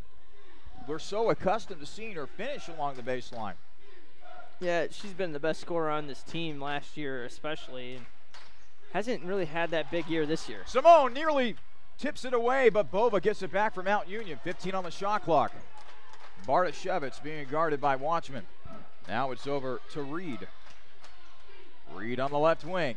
Gets a little bit of a screen. Long jumper for Reed. That's no good, and Thompson gets the rebound for Capital. It's over to Simone now. Capital down by 2, 3:36 to play in the fourth quarter. Sarah Junkers to the scores table chart. They're getting ready to come in this game. I thought we would have seen her in the third. Thompson, no good. Not able to get enough glass on that shot. Mount Union maintains a 2-point lead. I was going to just say quickly, at least Thompson has not shown any effects from that ankle injury in the first half. She seems to be 100% out there. Bartashevitz to Bova on the right wing. 13 on the shot clock. Now it's over to Scott. It's back to Reed now on the left wing. Over to Bartashevitz. Wide open for 3. That is no good. Scott pulls in an offensive rebound. And now a timeout is going to be taken by Mount Union. We will step aside as well. 2:59 left to go in the fourth quarter. Mount Union 45, Capital 43. This is your home for Crusaders women's basketball, the Capital Sports Network. OSU Sports Medicine is a proud supporter of Crusader student athletes by providing sports health services for Capital University athletics and student health services. Through the work and care of team physicians and athletic trainers, it's the team behind your team. For all fans, if you're looking to improve your physical performance, recover from an injury, or stay active for a lifetime, the experts at Ohio State Sports Medicine are there for you. Visit sportsmedicine.osu.edu or call 366-4332. 2:59 left to go in the fourth quarter, and it is a nail-biter here at the Cap Center. Mount Union leading Capital 45-43. Charlie Danis and Jimmy Bloomfield bringing you the action today from a game that has not been pretty offensively, but it's been an exciting game nonetheless. A missed three-pointer for Mount Union, and Irwin grabs the rebound for Capital. Junker's in there for Thompson. I'm assuming it's going to be for about 40 more seconds before Thompson gets back in, but let's see if she can make a screen here for Gage. Now it's over to Watchman on the left wing. Annika drives in. 10-footer. No good. Boy, there looked like there was a lot of contact there, but there was no call. Bova, meanwhile, brings it up for Mount Union. Bartoshevitz on the left wing. Now to Reed. Reed with a lot of room, and she swishes it through. There was a missed assignment. There was two Capital players guarding the same player, and then they left Fondesi to guard two shooters. Reed's able to get the shot off. Irwin drives in. Nice bounce pass, and the layup is missed by Junker. Looked to be wide open too, but Sarah just wasn't able to finish the deal at the rim. 1:54 remaining in the fourth quarter. It's Mount Union 48, Capital 43. Now it's over to Reed. Reed will pop another three, and that one almost went in off the glass. That would have ended it. It just banked and spun around. And now a timeout will be taken by Capital. 1:35 remaining in the fourth quarter, with the Crusaders trailing Mount Union 48-43. While we have a moment, yet another update, and it is the men's team trailing Mount Union 96-94, 31 seconds to go. Jumper on the way. We're looking at the live stream right now just to keep you updated here. It looks like a jump ball has been called, and Capital might be keeping possession. I can't really tell with this blurry camera. Yeah, it looks like we've exhausted the standard stream, so we're on the free non-high def, but it does look like Capital's going to keep possession here on their last possession. Broadcasting a game within broadcasting a game. A little inception here. Hey, there you go. All we need is Leonardo DiCaprio, right? So now back to our game. Minute 35 remaining in the fourth quarter. The women of Capital trail Mount Union 48-43. Irwin near the top of the arc. Jenna dribbling in. Out to Simone. Now Simone bounces into Thompson. Kristen, turnaround Jay, no good, and Reed grabs the rebound from Mount Union. So Reed will now head up the court. If Mount Union makes another shot right here, you can kiss this baby goodbye. Kenahan near the left wing to Bova. Minute 5 remaining. 13 on the shot clock.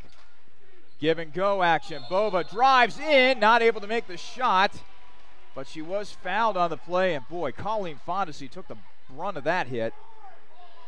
I don't know how they call that foul on Colleen Fondesi when she caught an elbow from Annie Bova in the face. Oh, she might be bleeding. And I wouldn't be surprised. She got an elbow right in the beak, and for some reason Fondesi is hit with the foul and not Bova. Doesn't make any sense why that's the call there. And some members of our crowd here are giving it to the referees right now. 59.9 seconds to go. And Fondesi, I mean, there might have been a foul with the body, but I would think an elbow to the face would overrule anything that Fondesi did. Apparently that's not the case. So Bova will now head to the free throw line. It's a big call, too. Yeah, Capital down by 5, make it 6 with the made free throw by Bova. She makes this free throw, it's a 3-possession game. Second free throw's good. Well, Capital needs to hurry up here. Only got one timeout left also. Gage across the half court. Now it's to Irwin. Irwin will let loose a 3. That's no good. And a battle for the ball and a foul called against Capital.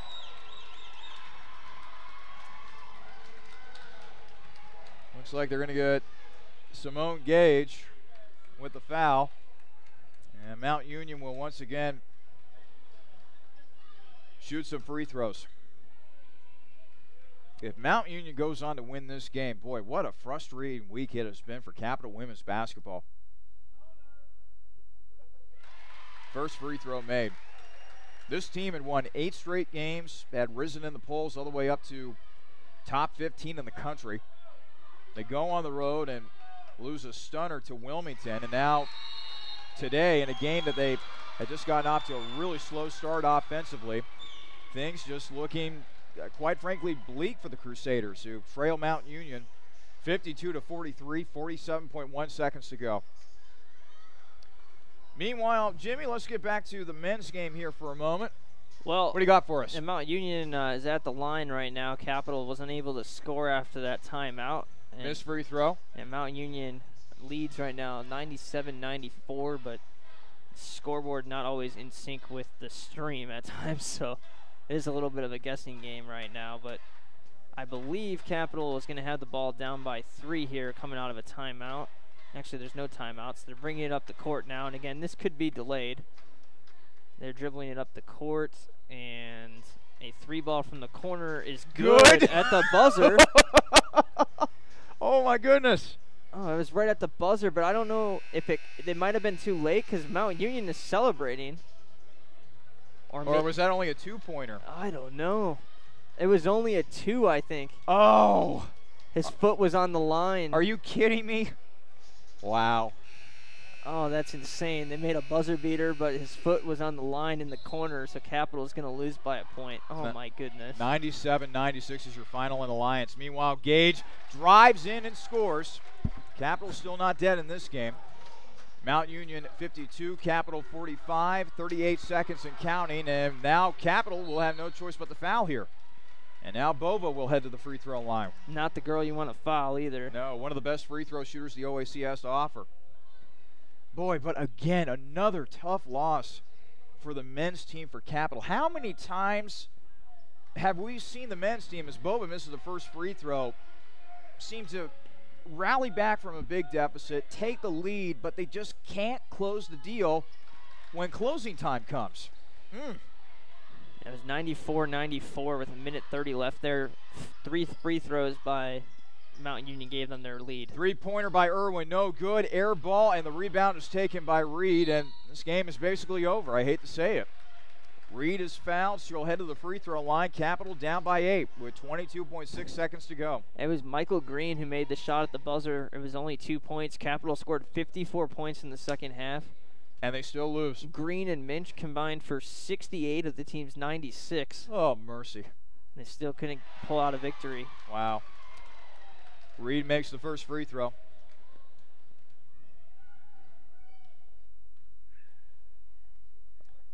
Second free throw is good for Reed. We said it would be the Reed and Bova show here, and Reed and Bova have combined for 33 of Mount Union's 55. Reverse layup good for Simone Gage. Cuts the lead to 8, and now they will foul Mount Union once again as Reed will be heading to the free throw line. I mean, they have 33 points for them, but at the same time, they have shot just 8 of 25 from the field. It is 40%, so it's not terrible, but we kind of said they needed to make someone else beat them, and they didn't really do that, as Reed and Bova done the majority of the damage here tonight, or today. Reed, first free throw good. Frustrating day for Cap basketball here on either side. Meanwhile, if you're a Mount Union fan, you couldn't be more happier. Yeah. Second free throw good for Reed. Capital will get it in. Gage across half court. To Watchman for 3. That's no good. Rebound collected by Reed. And a double dribble is called at the end of this game with 0.6 seconds to go. I love those calls. Maybe we'll get a foul in off the ball here before the ball's inbounded. Capital gets it in. 3-pointer missed by Gage, and boy, what a frustrating day for Capital Hoops. The men fall by 1 point at Mount Union, and here in our game today, the women fall 57-47 to the Purple Raiders. Coming up, we will have the we will have the Peking Dynasty post-game show for you, as a matter of fact. We'll take a look at the stats from this game, give you one final look at scores around the OAC, and wrap this one up from the Capital Center. Again, it is Mount Union 57, Capital 47, here on your home for Crusaders women's basketball, the Capital Sports Network. said I couldn't. So I built a plane, then a spaceship, then I went to the moon. I invented jazz, hip-hop, rock and roll. Some called it noise. I said it was music. I wrote a letter and sent it by ponies. It didn't get to you fast enough, so I used trucks and ships. But still, they weren't fast enough for me. So I lost the paper and the ink. I sent it by magic. I called it email. I made up new words: jukebox, bling, Google. And I decided some old words weren't okay to say ever again. The mustache. I tried to bring that back 17 times. I wore knickerbockers and shoulder pads, poodle skirts and flannel. When I came back from World War II, all I had was a t-shirt. So I made that cool. In fact, I invented cool. Who am I? I'm the spirit of youth. It's my job to move the world forward. Pepsi. Every generation refreshes the world. This is a message for all those MBA seekers out there. For the junior exec who'd rather be senior. For the VP yearning to be CEO. And for everyone who'd call their job not just a profession, but a passion. Capital University's MBA program was built exclusively for professionals, experienced faculty, flexible schedules, and classmates you'll soon consider colleagues. Learn more at capital.edu/MBA. The Capital University MBA, for those driven to do more. This is a message for the nurses among us, for those who dream of saving lives, for those who are driven to improve care, and for those ready to help heal what's broken, be it a single bone fracture or an entire hospital system. Capital University's advanced nursing programs are built for you. Engaged faculty, immersive learning, and intimate classes where you'll know everyone's name. To learn more, visit capital.edu/nursing. Advanced nursing at Capital University, for those driven to do more. Hello, everyone. Welcome into the Peking Dynasty postgame show. Today, it is Capital who falls to Mount Union by a final score of 57-47. Jimmy, you and I were talking off air about how just a week ago, things were looking great for Capital women's basketball. They had won 8 straight. Huge win over Ohio Northern, who at the time was ranked number 11 in the country. They had drawn to within 1 game of the Polar Bears for first place in the OAC. As we sit here today on this Saturday, January the 30th, Capital has now lost 2 straight games. They have taken not necessarily a steep drop in the standings, but they're now they've kind of come back to the pack a little bit in terms of the standings now. And in each of those losses to the Quakers and the Purple Raiders, the offense is just in a little bit of flux right now. 38% is what they shot in the game against Wilmington. I believe it was 28 today. 23.6%. 23. I gave them too much credit. Yeah. And just not good in terms of turnovers. They had 19 against Wilmington. They had 18 here today. They have been turning the ball over quite a bit this season to begin with anyway. But, I mean, looking at individually, Thompson was 3 for 11. Gage, 5 of 13. Watchman was 4 for 13. Irwin was 1 for 7. The bench was 0 for 8 from the field. There just wasn't a lot of depth. There wasn't really any answer for Katie Reed today, who had 24 points and 13 rebounds. And 11 from Bova was all Mount Union really needed. 35 points for those 2 girls. Pretty much put them right there with Cap, and the supporting cast did enough to put them over the top today. Let's now take a look at the final stats of this game. We start first with Mount Union. The Purple Raiders shot 31.4% from the field, 36% from three-point range, 9 of 25 from beyond the arc, and 84.2% from the free throw line. In terms of scores in this game for the Purple Raiders, they had a whole bunch of players come into this game, as many as 16, as a matter of fact. Katie Reed is your leading scorer.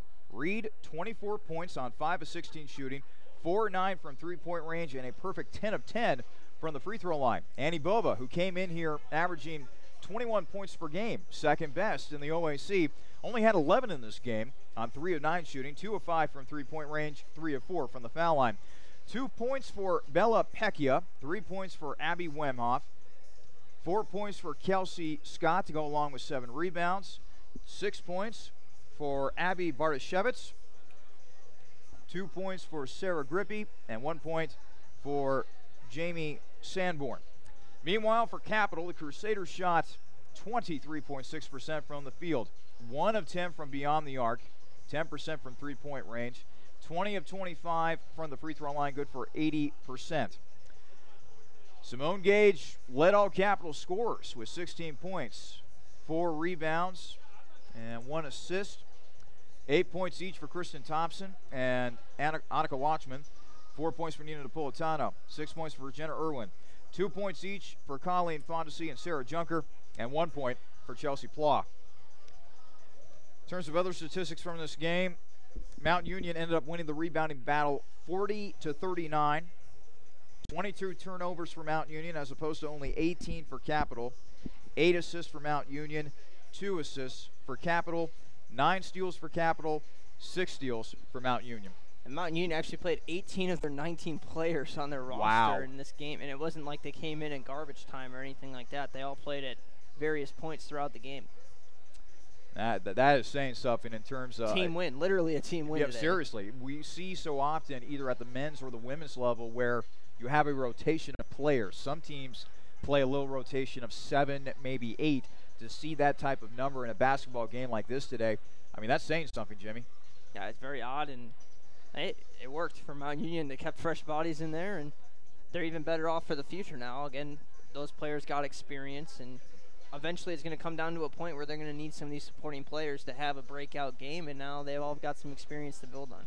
I think it's safe to say that Katie Reed should take home Player of the Game honors, brought to you by Donato's Pizza. 24 points and 13 rebounds on the day for Miss Reed, Jimmy. Yeah, Katie Reed does get a lot of, I guess her shadow kind of is in the shadow of Annie Bova, I should say. Well, today she shined today. Yeah, but today she was definitely the girl that carried them. Again, she didn't shoot great from the field herself, but they didn't need it from her in terms of efficiency. In this game, no one was really efficient, so as long as you got the points in there, she did. Down the stretch, she was huge, 10 of 10 from the free throw line.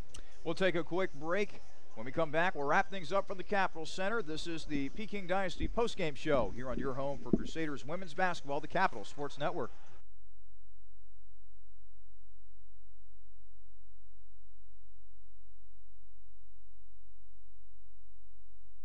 Dill's Greenhouse is a local family business dedicated to offering the best shopping experience and honest prices for your gardening needs.